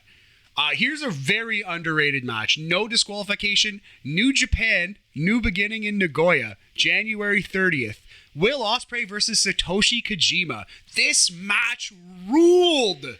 So good. You have probably just angered many Puroresu fans with that with that take. I'm telling you, I love this match. I thought it was an incredible display. Satoshi really brought it, but it was an incredible display by Will Ospreay. I thought he tried really hard to blend styles between the American style and the Puroresu style, and I thought he completely succeeded. I thought it was great. Okay. All right. Number 35. I'm on an island on this one. Agnew might fire me from the podcast entirely. This might be the last time. Boris might fire you from the podcast. Stadium Stampede 2. The Inner Circle, Chris Jericho, Jake Hager, Sammy Guevara, Santana, and Ortiz versus The Pinnacle, MJF, Wardlow, Sean Spears, Dax Harwood, and Cash Wheeler. 4.25 stars. Awesome match. Proper sequel to arguably the match of the year last year. Discuss. Questions, concerns, thoughts. Dude. Number 35 overall in the year. Were you high when you put that up there? Well, I like this placement. I thought it was perfect. I thought it was a really good, entertaining 30-ish minute weapons match. It was an epic. It was exactly what I wanted. It was a little bit of comedy, but not too much. A little bit of hate. A little bit of Conan. Sure. Yeah, Conan. Okay. All right. By the way, best segment of last week's Dynamite was Conan's promo with Tully. Yeah. And I like, because I feel often that Tully is too quick to take the microphone and he doesn't really have anything to say when he takes it. He's just like, oh, this guy's getting good points in. I can't have that. Now I'm going to take the microphone. But I like that Conan was like, no, you shut up. I will speak now and you will speak when I am done. What I love about Tully is that I'm convinced he doesn't know it's on TV. And funny. Fake. Yeah. Yeah, it's still real to me, damn it, when you're Tully Blanchard. Tully is the best. My favorite, and again, not saying anything bad. Like, it's just funny watching as someone who knows how they do these TV shows when literally everybody in the ring is telling them to look at the hard cam. Yeah, it's so funny. Don't turn your back on the hard cam. He's definitely old school in that way. Like, he doesn't have those new school TV instincts for sure. But that was number 35. If you disagree, feel free to reach out in a respectful way, and I'll block you. No, I'm just kidding. But okay, so we're going number 34.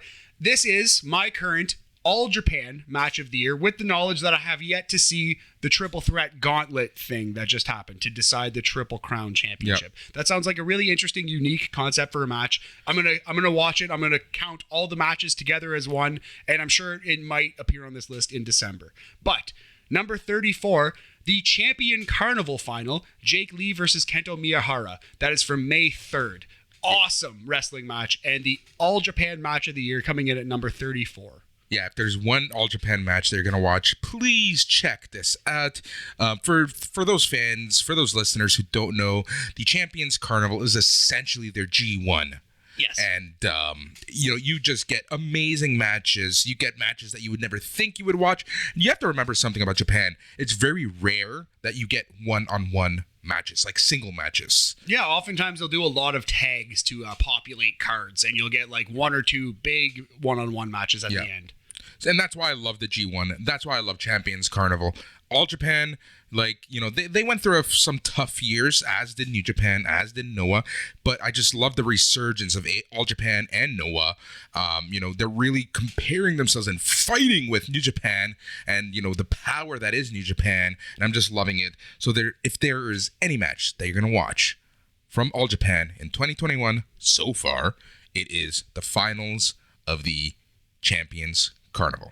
100%. Agree. All right, so we're going number 33 now. Number Patrick Roy. Number Larry Bird.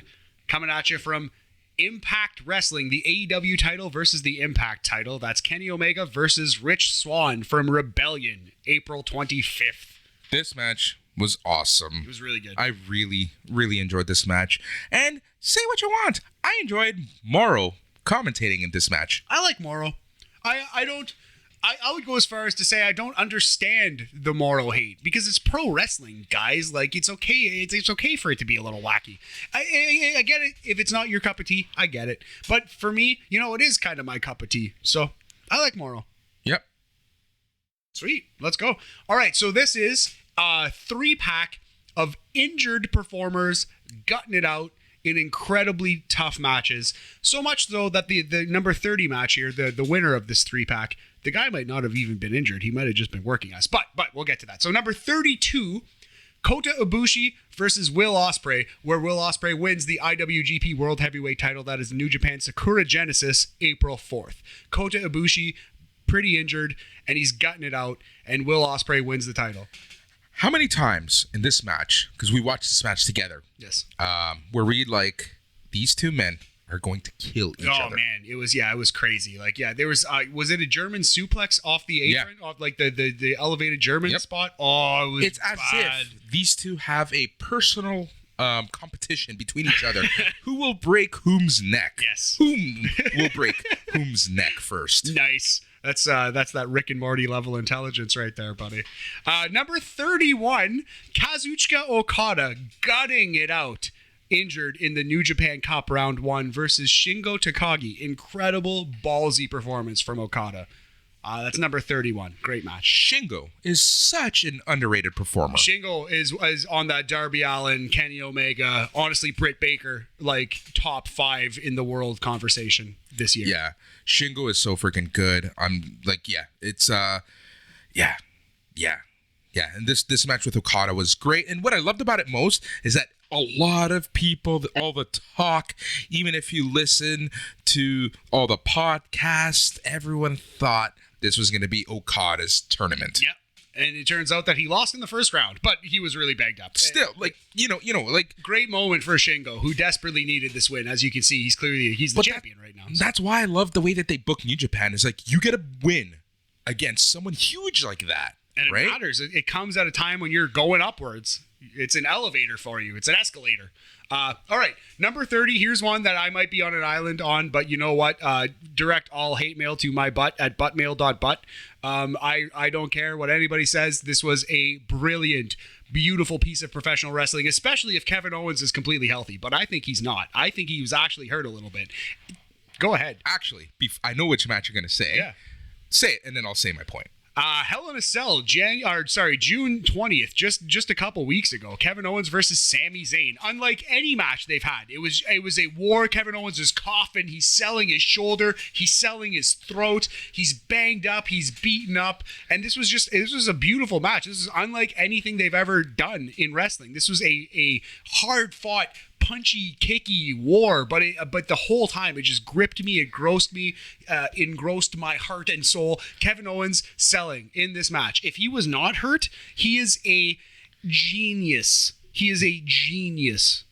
Just like Io Shirai is genius of the sky. Yes. Kevin Owens is genius of selling, because Jason Agnew and I were having a conversation. I'm pretty sure he said this on the show. He definitely, or at some point. Agnew has mentioned that his sources have told him that Kevin Owens is completely healthy. Yeah. And I don't know if I believe that, honestly, because fuck.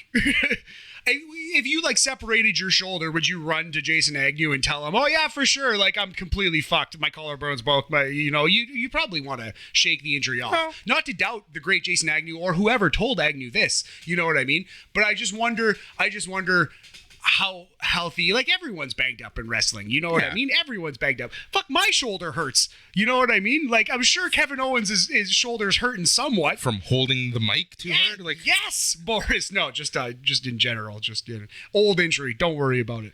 But yeah, but, yeah. Like sex swing injury. You don't know. You don't know what I'm into. I watch Rick and Morty, bitch. No, no, there's definitely have been no sex swing injuries.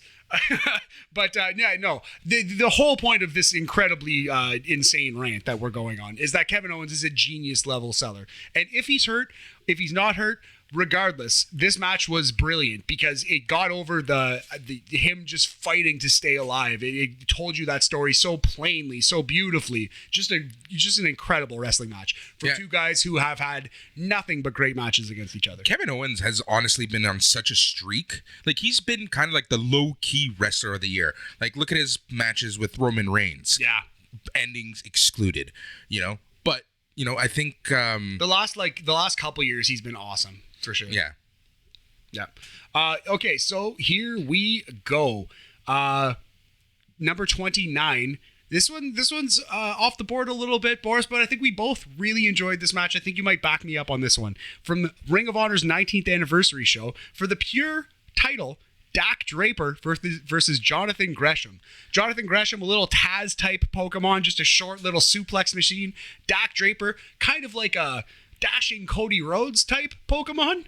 Dak, two shirts Draper. Yeah, the two shirts Dak Draper gimmick. Dak Draper, he is a star in my eyes. I want to see more of this kid after this match. He's up there with Kenny Williams. Yeah. You know, potential breakout performer of 2022, you know? Yeah. I'm going to back you up wholeheartedly on this one. The ROH 19th anniversary show, so good. Here's the thing. ROH, their TV leaves a lot to be desired, but their pay-per-views, epic. And even this one with no fans, it was a lot of fun to watch. And again, we're going back to what we've said a couple times. These pro wrestling matches that mix up the rules a little bit, they're just a lot of fun. Yeah, when done correctly, they're so great. So great. When Kevin done directly? No, never that. All right, so number 28 and 27, it's a Kushida 2-pack. Number 28, Johnny Gargano versus Kushida for the North American title. Takeover Vengeance Day. 27, Kushida versus Pete Dunne. Takeover Stand and Deliver Night 1. Both of those matches, 4.25 star. Still in that range. Yeah, the Pete Dunne match is just so good. So good. And I just love how it was the most pro wrestling, like old school 80s pro wrestling setup. I am the toughest man alive. No, I'm the toughest man alive. Let's wrestle. And that's all they needed. It was perfect. Yeah, that's all they needed. I loved it with all my heart. All right, so that was number 28 and 27. Here we go. Just outside the top 25, this is number 26. This is my AEW pay-per-view match of the year. They would have better matches on the free TV show, buddy. But on pay-per-view, match of the year, Kenny Omega versus Orange Cassidy versus Pac for the AEW World title. It would be much higher. I hated the ending. Anything to add? I'm thinking of all the pay-per-view matches. That's why there's a little bit of a delay. Right. And we're not editing anything, so sorry to the listeners. Was this the best pay-per-view match of the year from All Elite Wrestling? Knowing that I'm not as high on the Bucks as some are, I think some might even put the Kingston and Moxley versus Bucks match, which I don't even have on this list. Some people might put like a different Bucks match. Some people honestly might put Stadium Stampede. You might think I'm crazy about that, but I think it was very good, man.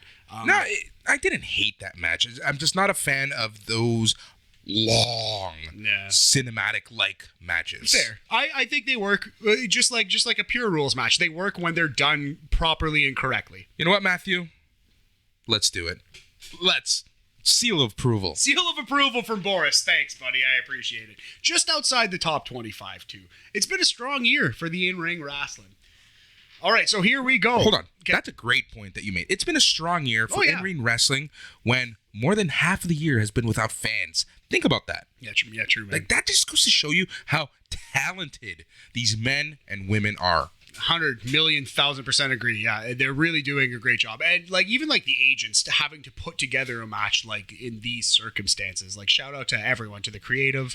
It's really incredible what wrestling has done to stay afloat. Yeah.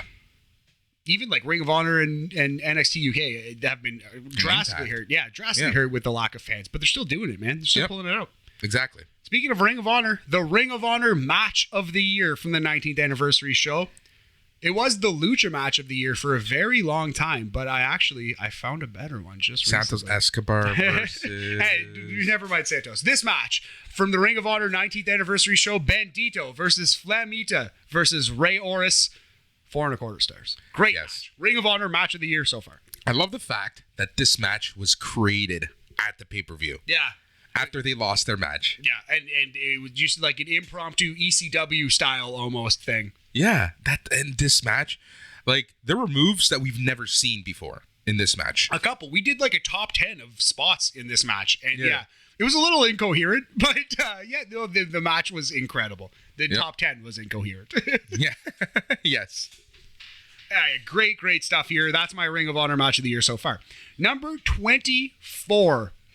AEW Dynamite, May 5th, Blood and Guts. That is Chris Jericho, Jake Hager, Sammy Guevara, Santana and Ortiz versus MJF, Sean Spears, Wardlow, Cash Wheeler, and Dax Harwood in a War Games-ish match.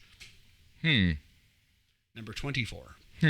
Great match. Your mileage may vary on the ending, but you know what? The ending doesn't bother me in the least. It doesn't bother me in the least. Here's the thing. I think 3/4 of the match was amazing.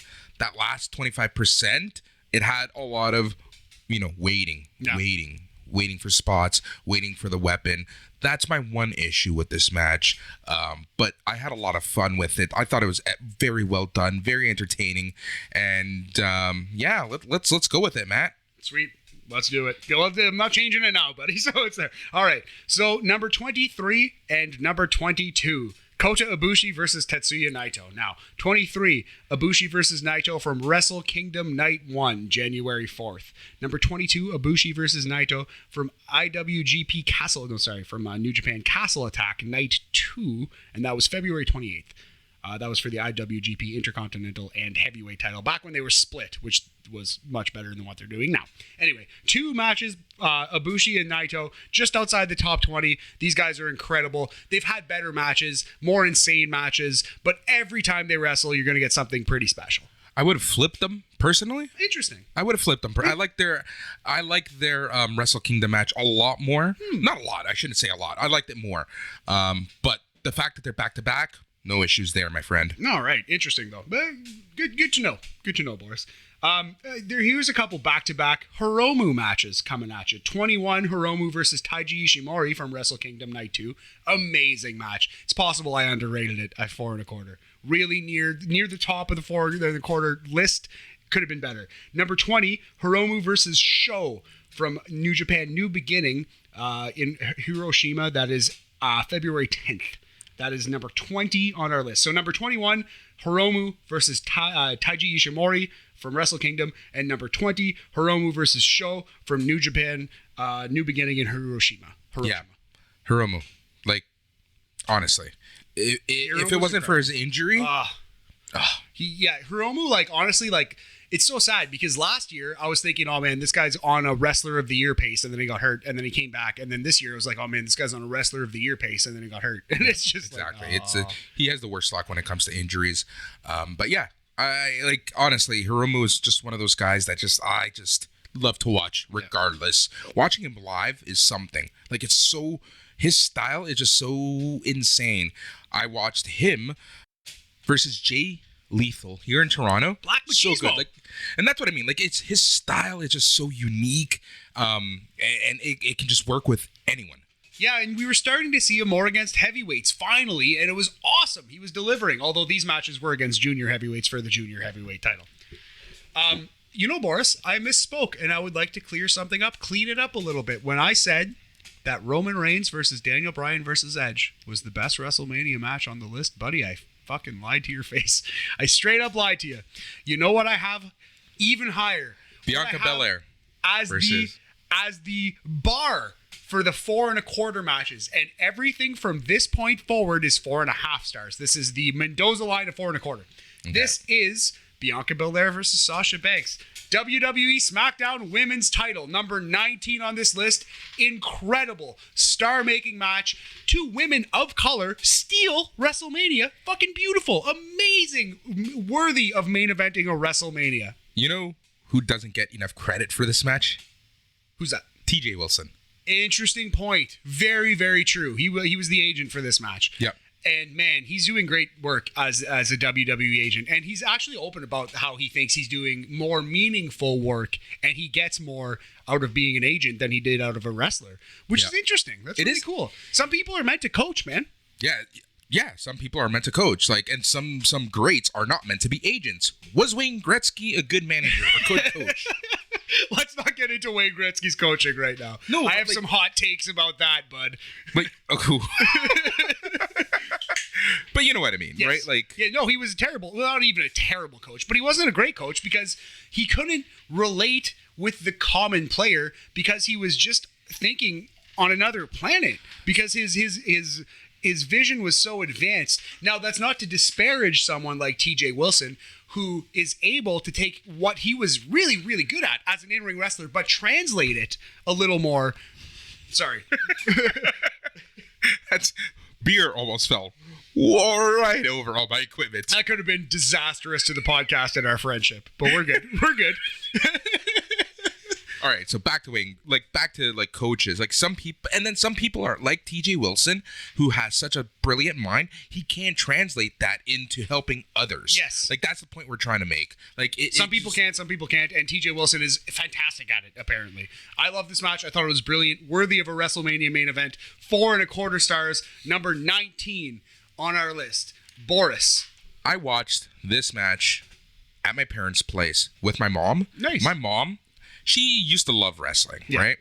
And when I'm with her, I typically we'll watch a match here and there, and she'll pay attention-ish. This match, she put down her tablet, sat up, and watched the entire match. And when the match ended, she was like, that was effing good. Awesome. I love to hear that. And man, one thing I appreciate so much about this match is they built the entire thing around the hair whip, and they made it the final spot. And it was a devastating hair whip, and it literally cut Sasha Banks open. It was so perfect. That was the last time that we've seen Sasha. Yeah, I think that was the last time we've seen the hair whip, maybe. They only busted out in really, really important big matches now. Yep. Yeah, that was the last time. It is the Canadian Destroyer of the women's division. You know what?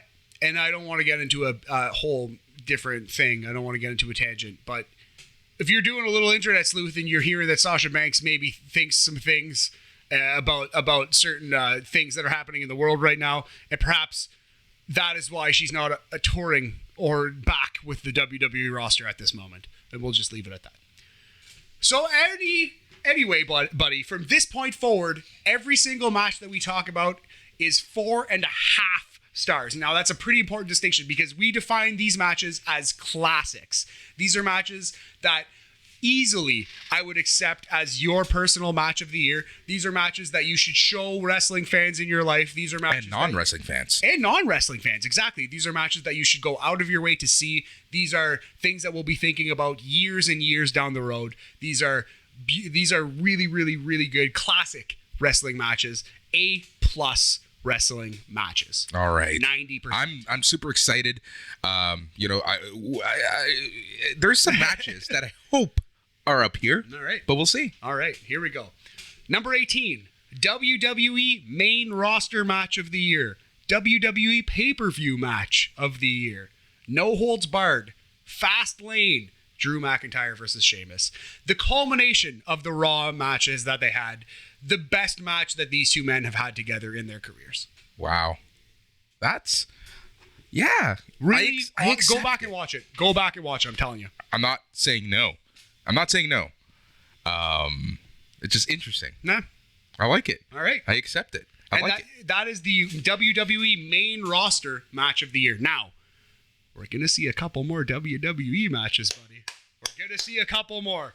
Number 17, Julia versus Tam Nakano. Hair versus hair. Stardom. All-Star Dream. Cinderella. 10th anniversary. This match was so good. Incredible wrestling match. Incredible wrestling match with stakes, with heartfelt performances, with pathos. Boris, these women wanted this for reasons that were very clear in front of us. And yeah, this is just an incredible wrestling match. Just really, really good work. Yep. Now our listeners know, and now you know, I'm a huge Julia mark, so I'm so happy that this match is on the list. Glad to hear it, buddy. Yes. Well, sticking with some great women's matches. Number 16, NXT UK match of the year.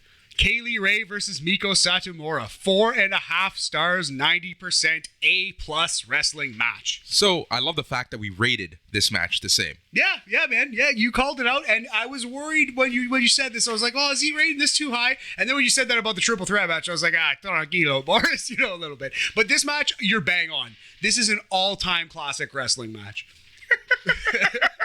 No one tells me to tranquilo. I tell you to tranquilo. No, but seriously, this match, it's crazy to think that this was on the WWE network for free. Yeah, yeah. You know what I mean? Quote unquote. Yeah, it was on Peacock. But great match, man. A great performance from Kaylee Ray. The forever champion is no longer the champion. All right, here we go. A New Japan 3-pack, 15, 14, and 13 coming at you. Number 15. Kazuchika Okada versus Will Ospreay, Wrestle Kingdom Night 1. amazing match. And like proof that Ospreay belongs in the heavyweight division and can wrestle anyone in any style. I have read so many hot takes about Will Ospreay in terms of where he deserves to be, what his position should be in a company. This match should make everyone be quiet. I think that's fair. Or this match, number 14, from the New Japan Cup Sweet 16, Ospreay versus one of my favorites, buddy, Zack Sabre Jr. A scientific war. Again, proving that Ospreay can do any style and do it just about as well as anybody on earth. Yeah. So, I am not the biggest Zack Sabre Jr. fan. Interesting. I love Zack Sabre Jr. He just doesn't look like a believable wrestler. He's up there with Leon Ruff. You know what? That doesn't matter to me at all. No. Clearly it doesn't, because I love both of those guys. But here's the thing. A match like that, a match like this that he had with Will Ospreay made me shut the F up. And I will forever shut the F up about Zack Sabre Jr., Love it. who should have won the 205 belt. Neither here nor there. I'm joking. Yeah. I'm glad he didn't, though, because could you imagine if he just, wasted his last 5 years? He would have been featured Yeah, never. exactly. And the final match in this New Japan pack, number 13, the great Hiroshi Tanahashi, finally making an appearance on this list versus Shingo for the Never title, New Japan, New Beginning in Nagoya. That is January 30th, early in the year, but an incredible match. Shingo versus Tanahashi for the Never title. I was getting a little nervous that there were no Tanahashi matches, but this match was, Brilliant wrestling match. It went like 40 minutes and it felt half that length. And I know that New Japan matches get a lot of heat, a lot of flack, because every main event is 45 minutes and you can skip 40 minutes of the match. No, in this case. Not this one. Yeah. And sometimes that's correct. These things get said for a reason because sometimes they're true. That one does not apply. Match number 12, CMLL match of the year, Lucha match of the year. Bandito versus Volador Jr., 2 out of 3 falls, NWA welterweight title from the CMLL Copa Junior, March 26th, 2021. Typical Lucha match, typical big Lucha main event in that the first 2 falls happen really, really quick. Bang, bang, bang. And then you're like, is this match going to go like 10 minutes? But if you've actually seen a Lucha match, you know that they do that. So every time they get into a near fall in the preceding 35 minutes that we're going to see, it really tries to sell the fact that this match can end at any time. So they flew through the first 2 falls and they gave you a Lucha classic in the third. Yeah. And it's funny that you say that because, like, for me, I feel like they should just change the rules. You know why they do 2 out of 3 falls a lot, right? Well, it's like tradition, but that's what it is. Yeah. They need to just drop that because I feel like it, especially if you're trying to, I know you're not trying to attract a North American fan, right? But I feel like anyone from North America, from Europe, who would watch CMLL, go out of their way to watch CMLL, they know the tropes. Yeah. Right? And just like you said, it's the first 2 falls, you're going to like bang, bang, and then you're going to have a classic. I feel like that takes away from the matches a lot, oftentimes. It can. This one I felt like it helped because it really did.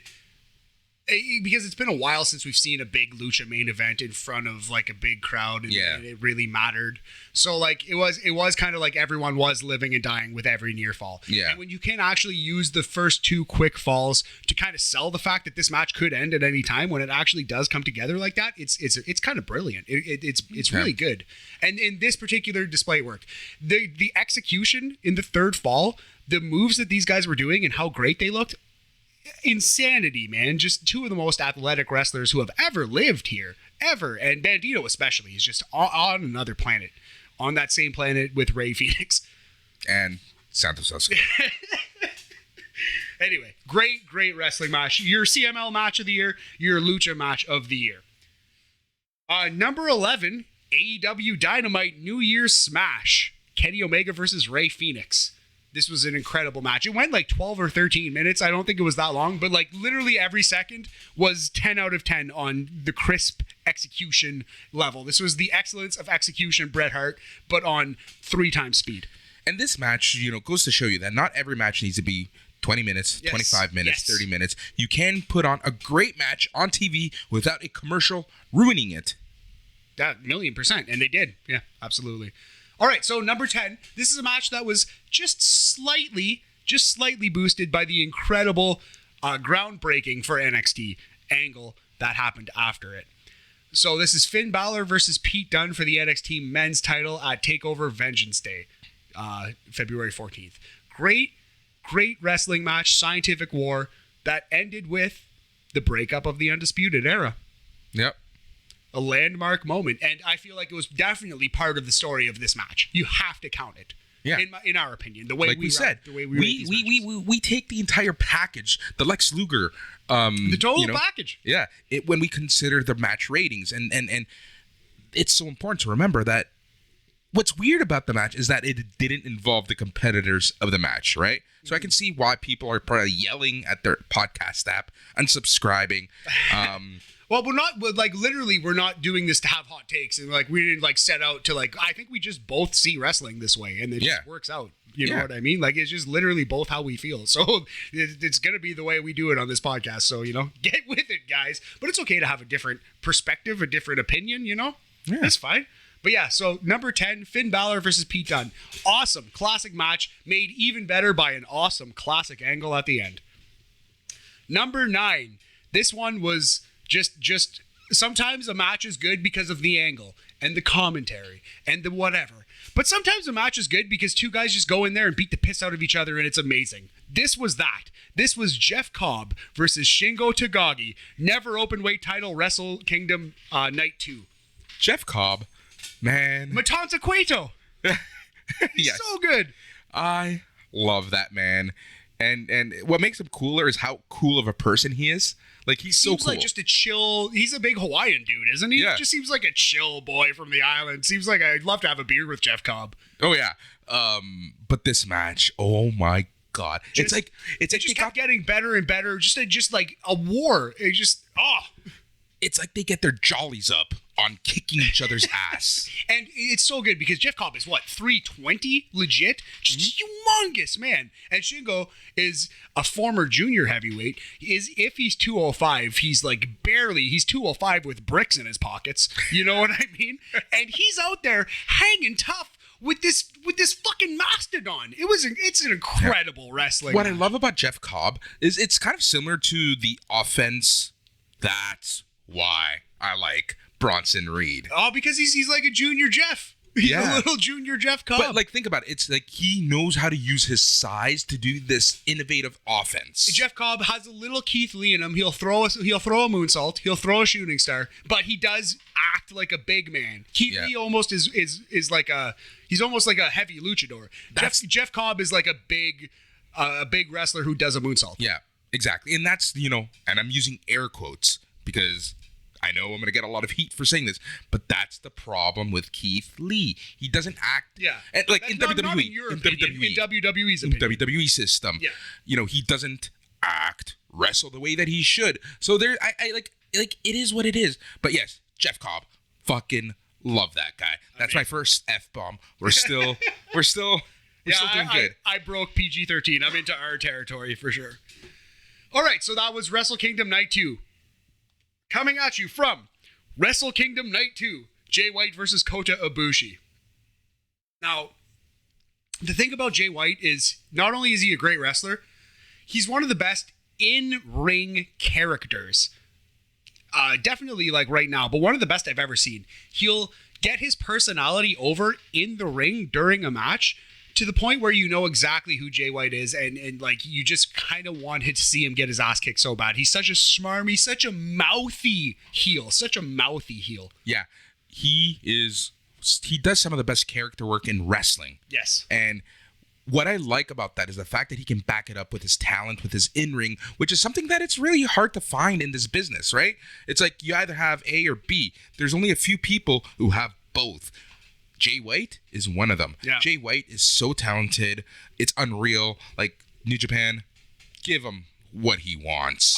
I would almost love to see him come to North America just to see more promo work, just to see him wrestle some of our favorites. But he's doing a great job in New Japan, and he could stay there and be the big heel gaijin that rules that company. Exactly. And here's the thing. When Kenny left, a lot of people are thinking, who? And Jay White is not quite the wrestler that Omega is, but that's just because Omega is like a generational talent. Jay White is 10 times the character that Omega is. 10 times. Yep. So you give me a Jay White promo any day of the week. over Omega, Yeah. very questionable. Yeah. And it's just his style. You know what? It's Omega's delivery. He acts like an anime villain. Yeah, I don't even, as someone who doesn't watch anime, it's just strange and off-putting. That's what I mean. Yeah, it's too goofy. It's too unbelievable. No human being acts like that, and it takes me out of it. You know what I mean? Yeah. If he was remotely close to a Rock or a Stone Cold Steve Austin or even a Shawn Michaels or Bret Hart charisma-wise, I would take LA Knight. if he was remotely close to any of these guys, wrestling would be in a way better place. Let's not take shots at Kenny Omega right now. So that was all of that is to praise and to point out how great Jay White is. Yeah, he's better at those that's what it things. was. Yeah. That's 100% what it was. Look, Kenny Omega, he's still one of my favorite wrestlers, period. Yes. It's just, there's stuff. Yes, there's some stuff. Number 8, Jay White versus Kota Ibushi, a classic tale of good versus evil in the main event of New Japan Wrestle Kingdom Night 2. Yes. Number 7, the hidden gem of the year, the Impact Wrestling match of the year, a stone cold classic. Blew my socks off when I watched it for the first time this morning. I did not expect it to rank this high, but I couldn't take my eyes off it. Josh Alexander versus TJ Perkins in a 60-minute iron match for the X Division title. Think of this. TJ Perkins. I don't like TJ Perkins. I hate him as a person. And like I don't like him that much as a wrestler. Yeah. This match was incredible. These 60 minutes flew by. It was a really clever gimmick where the TV show started when this match had 8 minutes to go, and you could watch the entire match on the pre-show of the TV show. And then when the actual TV show started, it was at the 52-minute mark of this match. So when you're watching the TV show, whatever. But when you go back and watch the total package of this match on YouTube, which is the first way that I consumed it just today, it blew my socks off. Think of what you just said.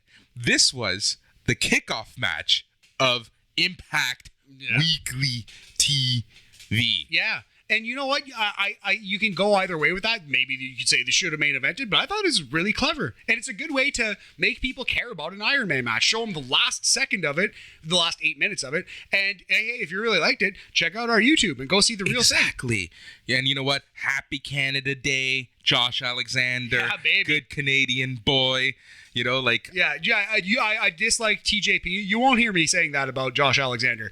Canadian indie staple. I've seen that man in person at least 5-10 times. Great wrestler. Good Canadian boy. Awesome performance. Like I said, like this match blew my socks off. Honestly, like this match single-handedly, and I can tell you as a fact, made Impact fans. Yeah, it has to have. And it's going to exist for a long time on YouTube, so hopefully it'll make some more. But yeah, I'm telling you, if you haven't seen it and you have an hour to kill, it doesn't feel like an hour. It's awesome. It's a little slower because it's an Iron Man match. They work submissions, but I'm telling you, they're working really hard and intelligently the entire time. Great wrestling match. Brilliant piece of pro wrestling here. Yep, I agree 100%. Like, I want to, like, we could talk about this match for an hour. Yeah, honestly. And, like, dissect, like, just how well it was laid out, how well these guys worked, and the chemistry that these two have. And I've seen these guys wrestle together on, like, some of those Impact Plus specials, and you know that they have a lot of chemistry, but this match just took it from what was a 7.58 to a 10. Yes. 9. To a 9 out of 10. To a 9. Just to be clear. But yes, absolutely. A match was awesome. 4.5 stars. Number 7 so far this year. Josh Alexander versus TJ Perkins. 60-minute Iron Man match. That was the come out of nowhere match for me on this list. This is the one that shocked me the most, for sure. It's the one that shock mastered you the most? My head was rolling on the ground, it was. All right. Number 6. AEW Dynamite match of the year. AEW match of the year. Gimmick match of the year. Dr. Britt Baker versus Thunder Rosa lights out unsanctioned match. St. Patrick's Day Slam, March 17th, 2021. Boris, did I underrate it? Did I overrate it? Nope. Number 6? This is It's right where it belongs. Where it belongs. Incredible star-making performance for both women. I wish we would see more from Thunder Rosa, but it really put Britt Baker on the map as a main eventer in pro wrestling. You know what? You know who I feel sorry for? Thunder Rosa. Yeah. Like, people remember Britt Baker in this match. I feel like a part of the reason too is that whole like super racist thing that happened with Hikaru Shida. I feel like she's getting some blowback because she like laughed, but I didn't watch it. I would say just because you laugh when someone's doing something insane doesn't mean you support the thing that's happening. Sometimes it could be nervous laughter. Sometimes it could be like laughing at the person, not with them. You know what I mean? Like, I wouldn't cancel Thunder Rosa's entire career because she happened to like chuckle at the insanity that was happening because some guy got fired for racist comments. Is what I'm saying. I worry that that's why we haven't seen a lot of Thunder Rosa since. I really worry. But let's let like even that excluded. A week later, NWA pay-per-view, she loses. Yeah, that's cleanly. what I mean. Yeah, like she has just like Thunder Rosa underappreciated by bookers. Like bookers need to know the fans want to be behind this woman. They want to cheer for her. She's great. Let her win so we can treat her like a star because we want to. Yeah, 100%. 100%. Thunder Rosa, I love you. You're going to kick ass. Don't worry. As if she's listening. Yeah, as if she's listening. Yeah, she's definitely not. All right, so we're entering the top 5, Boris. Here we go. Number 5, the 2v2 tag team match of the year from NXT TakeOver Vengeance Day. MSK, the Must-See Kids versus the Grizzled Young Veterans, James Drake and Zach Gibson. What a wrestling match. What a wrestling match this was. Yep, this match was so good. And again, this pay-per-view was a pay-per-view that we were very iffy on. Yes, but it delivered. It stood and delivered. No, but you know what, man? This match, honest to God, this was my match of the year in February, obviously. But like this blew me away. This MSK are the most exciting in terms of offense, in terms of high-flying action. They're the most exciting tag team that NXT has ever had. Ever. I'm not saying they're the best. Yeah. Obviously, like, Revival were better. Obviously, DIY were better. They're the most exciting tag team that NXT has ever had. Ever. Some would say they're must-see. I wouldn't say that. That's ridiculous. Please get out of your house. It's funny because they're must-see kids. Whoa, that's crazy. I see what you're doing there, Boris, and I'm for it. No, but yeah, this match was incredible. Go watch it if you haven't. I promise you it's much better than you remember. MSK versus the Grizzled Young Veterans. It was my match of the year for a second there. But at the end, it's not even the best NXT match of the year because, Boris, number 4, NXT match of the year, NXT TakeOver match of the year, and WWE match of the year. Stand and Deliver, night 1, Tommaso Ciampa versus Walter, a brilliant, brutal, beautiful wrestling match. Yep, 100%.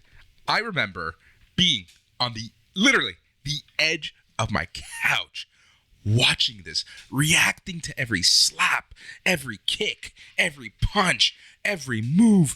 This match was so freaking good. I loved this match. And I'm shocked it's not rated higher, so I'm so interested to see where we go from here. I definitely I love this match too. I love the ending where Tommaso Ciampa, his energy bar was empty. He just was depleted. He just couldn't take any more, and then Walter pinned him after a clothesline. Yeah, it was beautiful. Like if this was WWE 20, 2K20, exactly. Like that, his thing was so small. Only a pinpoint accuracy would get him up from the pin. Exactly right. Here we go. Number 3 and number 2, Shingo Takagi versus Will Ospreay. Number 3, Takagi Ospreay, New Japan Cup Final for March 21. Number 2, Takagi Ospreay from Wrestling Dontaku, night 2. Wow. Okay. So number 2 is the men's match of the year, and number 2 is the New Japan match of the year. So, this match was incredible. Both of these matches are incredible. These guys have awesome chemistry. There's a problem with Will Ospreay in that people used to say this about Christopher Daniels in the early 2000s, that he makes it look too easy. He makes it look effortless. It's almost as though he's not in a fight. It's almost as though there's no stakes to what he's doing because he's so clean. It's like a ballet dance, you know? I know exactly what you mean, and I know where people are coming from, but that is one of the most ridiculous takes. That's up there with thinking that Santos Escobar is better than Andrade. Like, let's be honest here. Like, it's ridiculous. Like, the fact that he makes it seem so easy. Goes to show you how talented he is. See, and that's what I think, and I can understand that argument sometimes. But this is where Ospreay was at his best. This is a melding of styles. This is like they were mixing the American style with weapons and stuff, with their backgrounds in junior heavyweight wrestling, and they were also working in some hard hitting puroresu, some strong style, and they were also trying to work that British, that scientific style. This was a melding of all the styles they could do. These were brilliant wrestling matches. And while I wouldn't call them perfect, I would say undeniable classic wrestling matches. And unless there was something truly special this year, these would have been the best matches of the year. Yep. So far. All right, man. Wow. Here we go. Here we are. The number one match coming up. I'm interested. I think I know what it is, but go ahead, Matthew. What is your 2021 top 100 matches of the year so far? So we've only said these words twice on the podcast so far with our Royal Rumble show. So we're not even talking about 2021 or recently. We're going way back. We said it about Ric Flair's 1992 Royal Rumble, the Royal Rumble match 1992. And we said it about Cactus Jack versus Triple H, the Royal Rumble 2000. Boris, this is a 5-star match. It is perfect. It is 100%. It is A+++. It is the one-on-one match of the year. It is the women's match of the year. It is the Stardom match of the year. Sayuri versus Utami Hayashishita. Stardom Tokyo Dream. Cinderella. 5-star match. Absolutely fucking incredible in every conceivable way. Yep. So the storytelling in this match, brilliant. So Sayuri is coming in, dedicating this match to her mother, who just recently passed away. She will not die. She will not refuse. She will not go down to this champion, this Utami. Utami, as we've said, she's LeBron James. She's Connor McDavid.